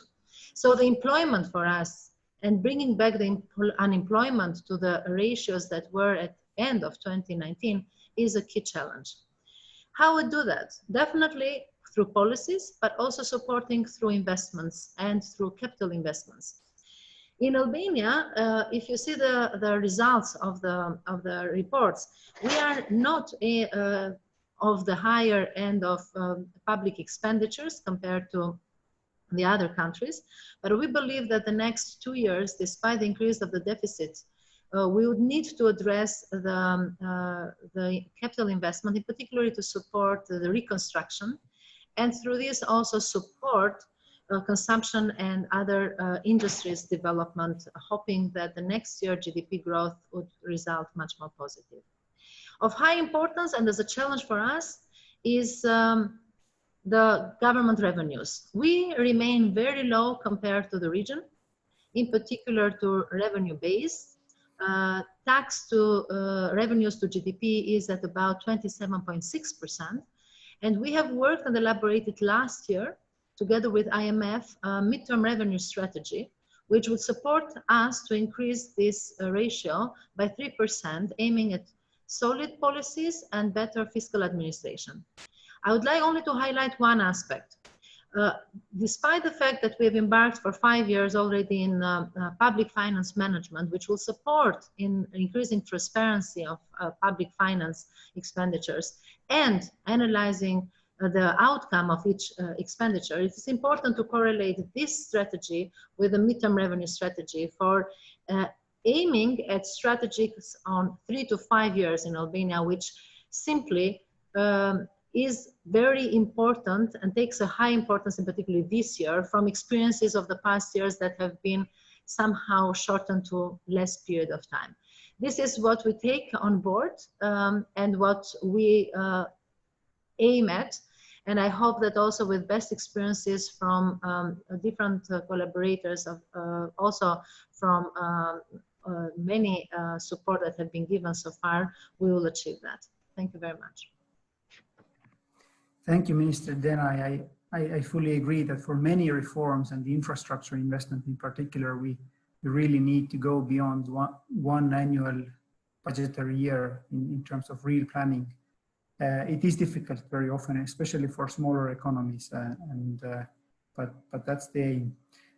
You emphasized infrastructure governance, capital budgeting, capital investment a lot, and the infrastructure gap that you have.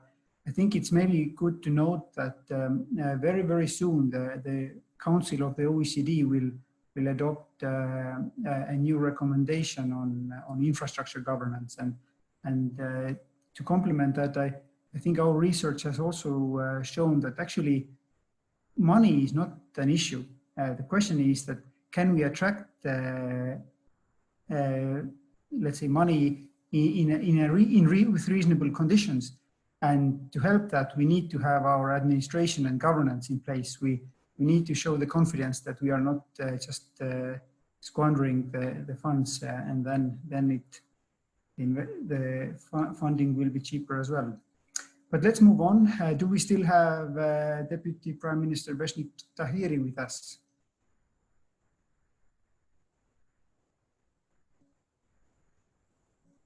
Well, yes. Yes, here I am, Mr. Verand. No, thank you. Well, you already mentioned the importance and the fiscal challenge that we have in front of us. Now I invite you to reflect a little bit about the ways we could approach and tackle it. What kind of reforms, what kind of plans could we have? But of course, highlighting only one or two. Thank you. Thank you very much, Mr. Varant. There are two basically things that we are doing here. I just signed a letter on behalf of the government asking from the parliament to approve a law on the economy. Basically, we have a set of actions and measures that we have taken as government, so we need to change the legislation. Because as you know, the law on public finances and the other laws, they have issues that basically we cannot respond quickly. So what we need here, we need a quick response. So the first thing that we did is we are sending a request to Parliament, so with urgent procedures to approve a law that will allow us to respond to the aspect of the economy. And when I say to the aspect of the economy, also in the package that we have produced in our 9 measures, we have also policies and interventions that are related, let's say, to digitalization of the services, and then also preparation of budgetary organizations to deal with the current context. Second, is very much related to the entire public service. We have a public administration reform laws that are part of the broader reform agenda, and within this package of law is also the law on wages, which has been a challenge from the Constitution, and now we have to respond to it. And here again, we need to address many problems that we have. We have in the old system, we had more than 8,000 titles in the system, more than 500 levels of salaries. So we have decreased to 150, and then we have to regulate the entire the salary system, whereby we have the hierarchy on this.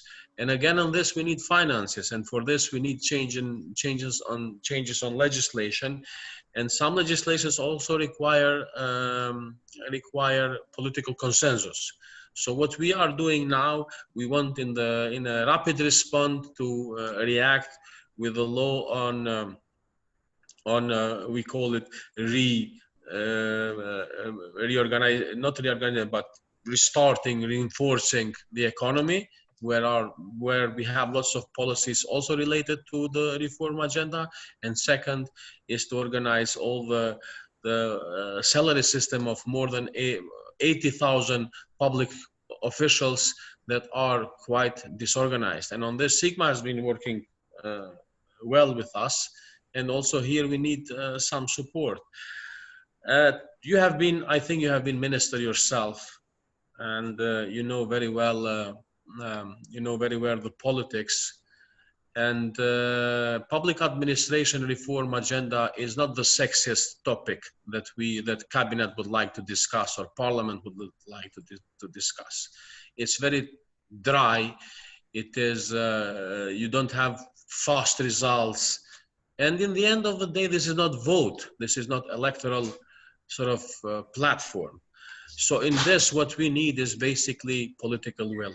And thanks God, when it comes to political will, we had with previous Prime Minister Ramos Haradinaj, who was pushing forward strongly the package of the laws, which was pending for more than 10 years. And now we have also Prime Minister Hoti, who has been Minister of Economy and who understands the necessity to act on this. However, all this requires political backup, and this is what I'm trying to do. I'm trying to build I'm consulting a lot with key actors, which is very important. And then second, I have to build consensus at the parliament. So these are my tasks. And of course, here experts from all sort of experts, listen to Jesper, and I hope listen to very pragmatic and to experts that will not tell us how good we are, but will tell us how bad we are. Very often these reports, and I'm very frank with you, all of you, dear colleagues, these reports are not clear enough.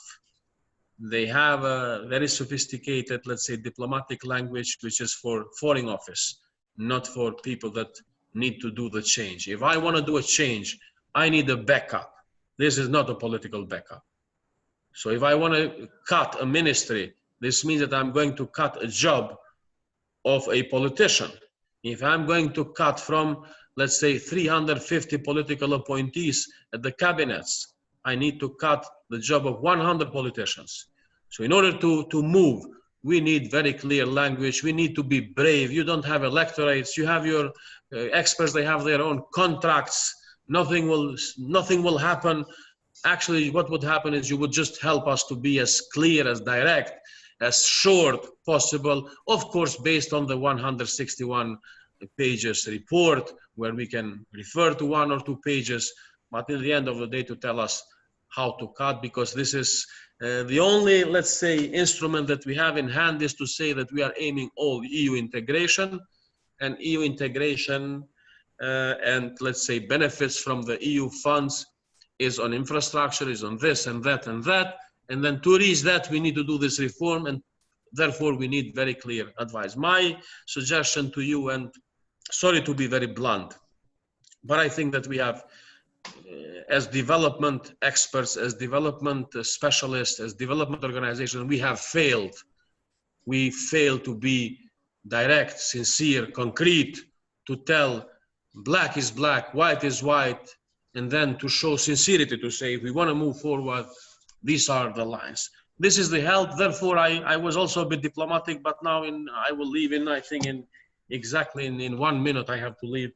So please bear in mind this. When I say, let's compile something, let's do it. Issue of corruption, if I may just complete. The issue of corruption is a problem. The issue of influence of politics and employment is a problem. The issue of clientelism it's a problem. For all these issues, I would kindly ask you to have in mind when you compile recommendations. Once again, it was my honor. I hope this pandemic will pass, will go to normality, to hug people, to kiss people, to shake hands, because it's really a mess, and people are afraid, and people are not interested to hear this dry, let's say, subject, which is very important, we know exactly, but not. Let me try. Thank you. I can say that we will come back to this more specific, country-specific or administration-specific version of the report, and there we can be more blunt. So let's press on. Next up is Verica Ignjatovic, and I hope you can give us a few concrete perspectives, plans from Serbia. Thank you. Thank you, dear colleagues. Thank you for the invitation to participate in this very, very nice event and to discuss this excellent publication, which I believe we will read for quite some time because it's so thick, and then to quote and to recommend to our colleagues. I would like just to give you some information on the PFM policies in Serbia. And of course, you have to then go back before the crisis a bit in order to talk what's planned for the future. And then that's why I would like just to point out that Serbia had a really very favorable strategic position at the outbreak of the COVID crisis. And thanks to the achieved stability of public finances and positive fiscal results that we achieved in the period 2017-2019. Macroeconomic performance before COVID crisis was very good and strong. Real GDP growth reached 4.2% in 2019, and employment and wages continued to grow. Investment remained robust in this period with record high FDI inflows. The general government registered at the end of the year a fiscal deficit of 0.2% of GDP, and public debt declined to 52.8%, and it was quite a big decline in these 3 years, for which we are really proud of. And this solid performance has been recognized also by a credit rating agencies with improvements in our rating and our outlook consequently. That allowed actually the state budget to withstand the impact of reduced revenues due to the economic downturn caused by COVID, increased cost of healthcare system, and implementation of comprehensive package of measures implemented by the government and by the National Bank in order to mitigate these economic and social effects of COVID shock. I have to say shock. And then owing to a sound fiscal policy in the past few years, we had sufficient policy space to respond to the pandemic with really substantial package of measures estimated to be around 5 billion euro, which includes a combination of healthcare spending, tax deferrals, wage subsidies, universal cash transfers, a state guarantee scheme for bank loans to SMEs.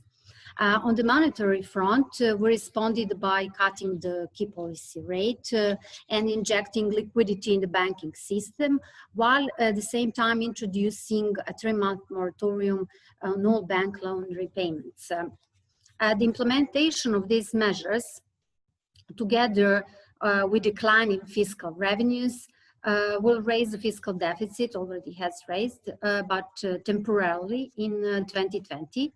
Public debt will also increase this year, but will revert to a downward trajectory in 2021 and over medium term, which is our target. And meaning that in the following period, stability of the public finances will be achieved primarily with focus on securing low deficit in the midterm period up to 2% of GDP, which will allow us to decrease public debt to GDP ratio in that way so it doesn't exceed 60%. Our policies will focus on supporting the economy through pandemic while preserving macroeconomic and financial stability, managing all these risks, and protecting vulnerable groups of citizens, of public, and of course, we will prepare contingency measures as needed. I would just want to point out that projection of growth of Serbian economy for 2020 has been revised from 5% to minus 1.8%. And this decrease would be even higher without above-mentioned measures implemented so far. Now it is extremely important for us that the economy continue to function well, that jobs are preserved, and especially that reforms are continued while also taking into account all existing constraints that we are facing with. And just to conclude, the Serbian government is committed to continue with already initiated midterm structural reforms. I will just mention a few, like tax administration reform, public sector employment, wage reform, public enterprises, and capital market development. Thank you. Thank you very much. Let's press ahead. From Bosnia and Herzegovina, we have now 3 representatives of the respective ministries of finance. So now you guys have the opportunity to demonstrate how well you can share this precious time resource we collectively have here. And I really invite you to bring out maybe one key aspect from each of you. So first, I give the floor to Vera Letica, Ministry of Finance and Treasury. The floor is yours. Dobar dan, hvala. Thank you very much. I first of all wanted to thank you for this publication, for the data provided. As of yesterday, we in Bosnia and Herzegovina currently work on the reform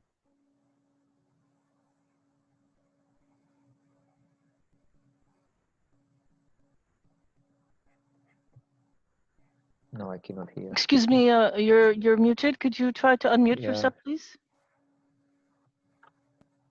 Okay. Yes, okay. We can continue. Yeah. It's all okay. You can please continue. Dobro.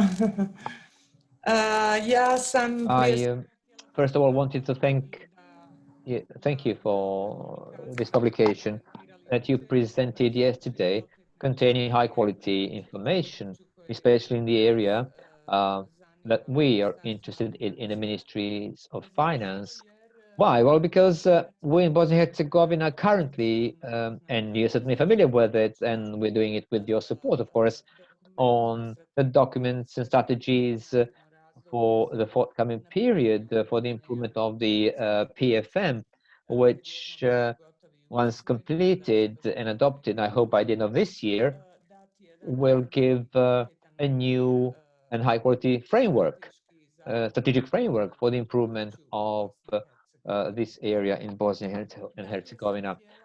Furthermore, I wanted also to refer to the current situation and this crisis that we all lived through this year, which has been caused by the pandemics and which has got obviously consequences in the economies of most of the countries, let alone of this region and of my country. 4 months ago, I mean, these measures have been lasted for 4 months now, concerning health care of our citizens. They also impact the condition of the economy. Currently, we cannot envisage the duration of this crisis and what the final consequences of it will be, but we are trying to eliminate possible consequences as we go. What we can see right now, there are consequences in the area of economic slowdown, the reduction of the consumption, and also loss of jobs, but also in the domain of fall of revenues, which again has its consequence in disturbing fiscal balance in the entities in Bosnia and Herzegovina and in the Bosnia and Herzegovina as a whole. We could see the latest projections of the European Commission for the European Union, where there's a realistic fall expected of the GDP at 8.3%, I think, if I'm not mistaken. For our internal needs, we estimated that the fall will be 2.9%, There are also some estimates mentioning up to 5%, but I have to say that all these projections are taken with great reserves because, as I have said already, there are many things unknown and we still don't know what the real effects of this crisis will be. Your data have shown that we in Bosnia and Herzegovina in the last years had very strong fiscal discipline, taking into consideration our constitutional structure of our country. This discipline actually has left room to the governments in Bosnia and Herzegovina, to the executives in Bosnia and Herzegovina, for certain room to undertake urgent support measures to the healthcare of our citizens, but also to the endangered economic operators, or measures for the preservation of jobs. And in that sense, the governments in the Federation, but also in Republic Srpska, revise the budgets for the current year in order to be able to engage all the available funds as much as possible to mitigate the pandemic's consequences. And additionally, in April this year, Bosnia and Herzegovina asked and the IMF approved within the instrument for quick assistance the amount of 330 million euros for Bosnia and Herzegovina. These funds already been withdrawn and distributed according to the towards the lower levels, the entity levels in Bosnia and Herzegovina and cantons. Additional measure also harmonized in Bosnia and Herzegovina is that the regulatory banking institutions, both in the Federation and in the Republika Srpska, made decisions on the measures to allow banks to apply them for the purpose of mitigating the effects of the crisis. First of all, the most popular one is to enable certain time or moratorium for the loan payment in those cases where this is envisaged. With this, I would end my intervention from the level of the institution of Bosnia and Herzegovina, and now I would like to ask my colleagues from the entity levels to supplement this communication of mine. Thank you. Next, I invite for a brief compliment Jelena Popović, representing Republika Srpska, please. Dobar dan, također želim da pozdravim. I would like to greet you all and to thank you for the invitation to take part in this panel discussion. This document is very useful, especially the fact that we have possibility to compare mutually all the economies in the Western Balkans and the OECD countries. It was very interesting to read that we achieved great progress regarding the stability of public finance. I'm afraid that the situation that we currently live in brings us to a completely different position. We were in the position to have sufficit and to have slow growth of public debt and reduction of public expenditures, but already in May and June, we were faced with the data that we have considerable reduction of public revenues and also great increase of public expenditures, since a lot of funds were used for healthcare and assistance to the economy. Of course, as my colleague said already, our public debt already is greater than it used to be. We're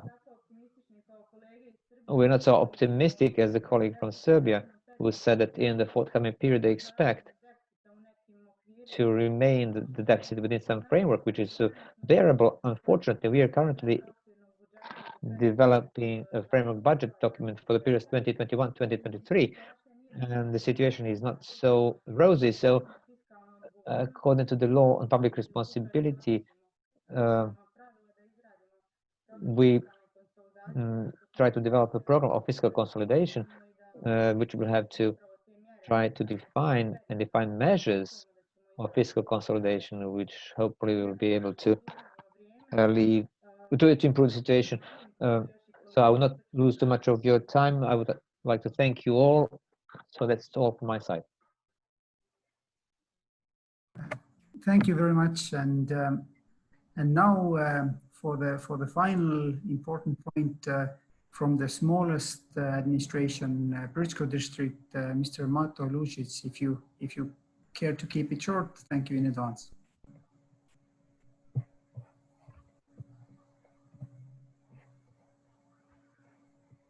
We don't hear you and we don't see you. So are you with us or?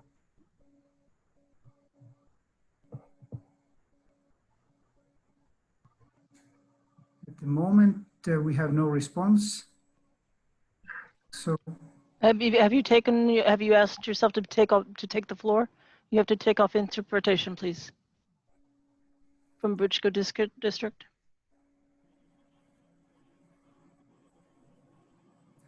Well, in any case, the discussion has been very interesting. I noted quite a few interesting points, but I'm not going to make a summary here. I will just give the floor back to Gregor, the main moderator of this, and let's see if in the last session, Gregor has time to give the floor to Brčko district. Thank you. Thank you, Klaas. Well, I'm afraid we are running slightly behind schedule. So unfortunately, we will skip the last question, which is a pity because it would be a very interesting question. But indeed, a question which would deserve a separate discussion, namely the question that we had the intention to ask was what will be the long-term transformational effects of the COVID-19 crisis to public administrations. And this is such an inspiring question that it would probably take very much time to discuss it, but we will have opportunities for that. So instead of that, we will now move to the pause. Namely, it's time to get some feedback from the audience, from the participants, other than panelists. We will ask all the participants, but not the panelists, just the other participants, to answer two interesting polls. You will have the possibilities to select multiple answers, but our suggestion is to select up to two, so one or two answers. We will then share the results with all of you, and then we will ask the panelists if they would like to briefly comment on your opinion. So Susie, could you please show the first poll question?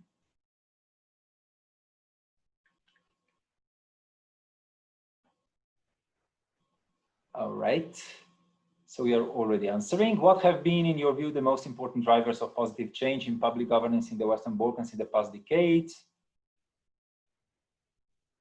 The options are political leadership, increased citizens' expectations, EU accession process and support, capable civil service, other, or there has been no positive change. So please select one or two answers. It looks like this is going very well. Now the number of responses is increasing very slowly, which means that we are approaching the end of the voting. I will give you additional 15 seconds to complete to cast your vote.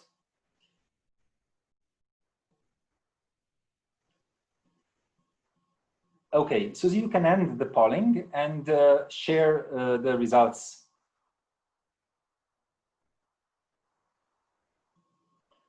So it is obvious that the EU accession process and support comes by far strongest as the driver of positive change. However, you gave some credit also to the political leadership and to engage citizens, to increase citizens' expectations. This was very interesting. We can now move to the second part.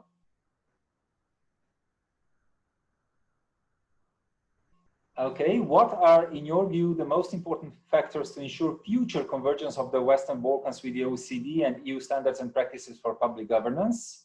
Again, one or two answers.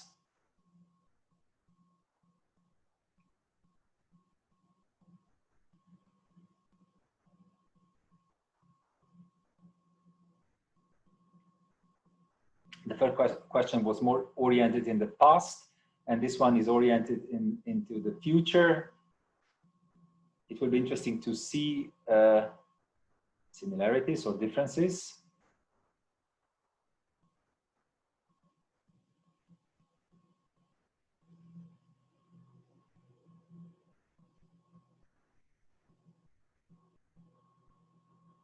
We have close to 60 responses. Okay, last 10 seconds of the vote. So please vote if you so wish. Okay, so let's end the polling now and share the results with everyone. So here the answers are slightly different. EU accession is still leading, but it looks like you find political leadership and the capacity of the civil service almost equally important. Okay, so I will now turn back to the panelists. Have you shared the results, Susie? If not, I can do it so that you can see. Yes. You see? So it's EU accession process and support 65. Oh, that's the first one. Hmm. Can you share the second one, please? Right. I'm pulling to. Yes, that's the second one. That's okay. That's the second one. EU accession process and support 65, capable civil service and political leadership 54. Okay, let's now remove it. And I will turn back to the panelists. Does anyone want to comment on the results of the polls? Just give me a signal, raise your hand either virtually or physically so that I can see your interest to speak. Anyone?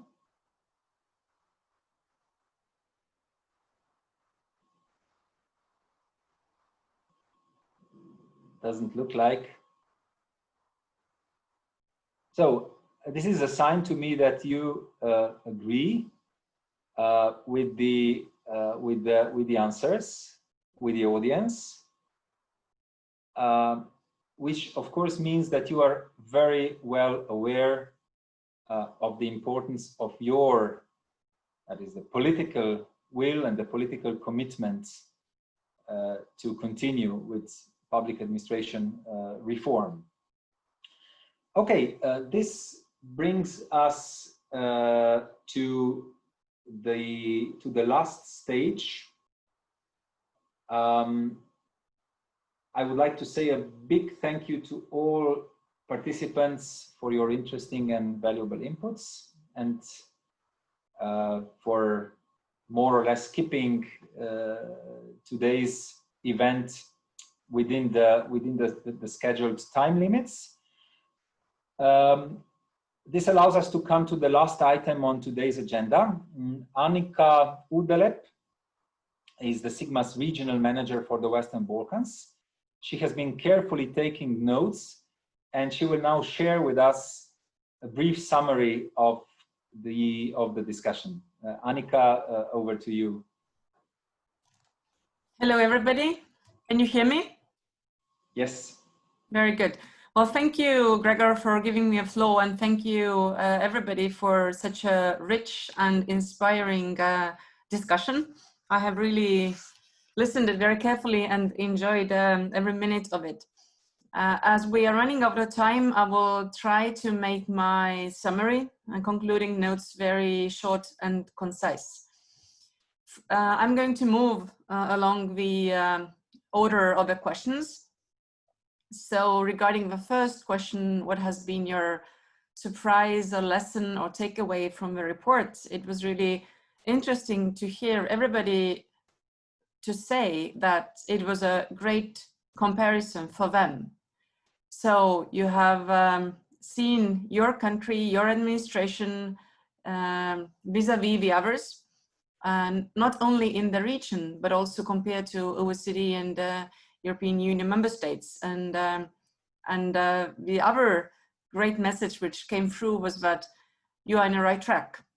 There has been many good signals about solid public finances and also digital drive, where the performance has been really great.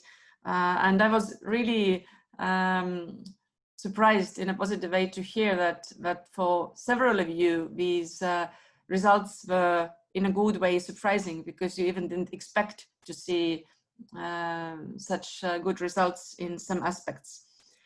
What is also important is not to overlook the weak points, such as trust between the government and the citizens. It was like a litmus test for the success, long-term success of governments. And it's also important to translate this rich data into concrete set of activities and actions. And if Sigma and OECD can help you in this path, we are happy to do that, of course. Now, regarding the second question about digitalization, basically there was a general agreement that, especially now because of COVID lessons and COVID acceleration, this process of moving ahead with e-government, e-services and digitalization is even more important. And there seems to be more political support and genuine drive, both from the citizens' point of view and the government's point of view, towards the way forward. What we heard is a lot of similarities, interoperability, and also making these key enablers work, such as digital signature and access through digital channels is something which is like a common denominator. Also, what is important to note is that several participants mentioned that the breakthrough has been during COVID in the area of education, because children needed somehow to get access to studies in schools. So it was, again, a good signal that you were very agile during the crisis. You took on board the needs and you actually accelerated the use of e-government and digitalization very well. Now moving to the third question, it was really excellent to hear that the lesson for everybody was that a good starting point of solid public finances was something you really needed now, because without that good starting point, the situation in economy, in public finances would have been much, much worse. Really, maybe something which we could compare like a crisis of a century. So stability and low deficit and to revitalize the economy were the keywords. Definitely what we heard is that PAR is important cornerstone of continuing with solid public finances, and several administrations have ongoing wage reforms which contribute to that. And also what is important is that the midterm perspective on sustainable finances should be kept in mind all the time. And I was really impressed how rationally and conservatively you have handled that very, very tough topic.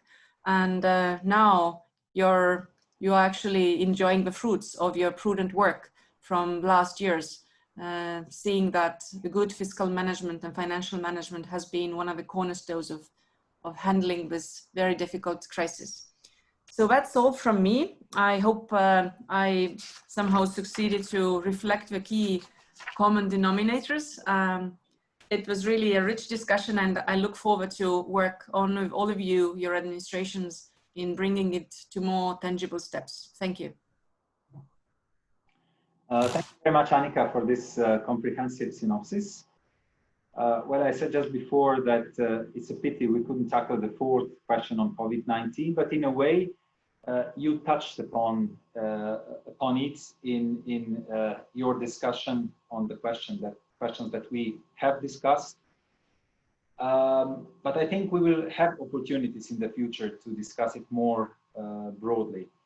Maybe not so much the immediate impacts, how you are coping with the crisis, and how we will move back to the so-called new normal. But it will be extremely interesting to discuss the long-term effects. So how will our public administration look after the crisis and after all the lessons we have learned in terms of future of work, more teleworking, going even more digital, being even more careful about having stable and solid public finance, giving even more emphasis on the coordinative role of the center of government and so on. So we look forward for working with you on these issues. Well, this brings us to the conclusion of today's ministerial event at the occasion of launching the first government at a glance for the Western Balkans. I would like to thank you all for your participation. I would like to thank the OECD colleagues for the great job done with this government at a glance. I would like to thank particularly the panelists for your inspiring thoughts. And let me also thank the interpreters for their work. Ladies and gentlemen, be confident that Sigma will be there for you in anything you need in the public administration reform area. Stay in good health and good spirits. See you and goodbye. Thank you. Bye-bye.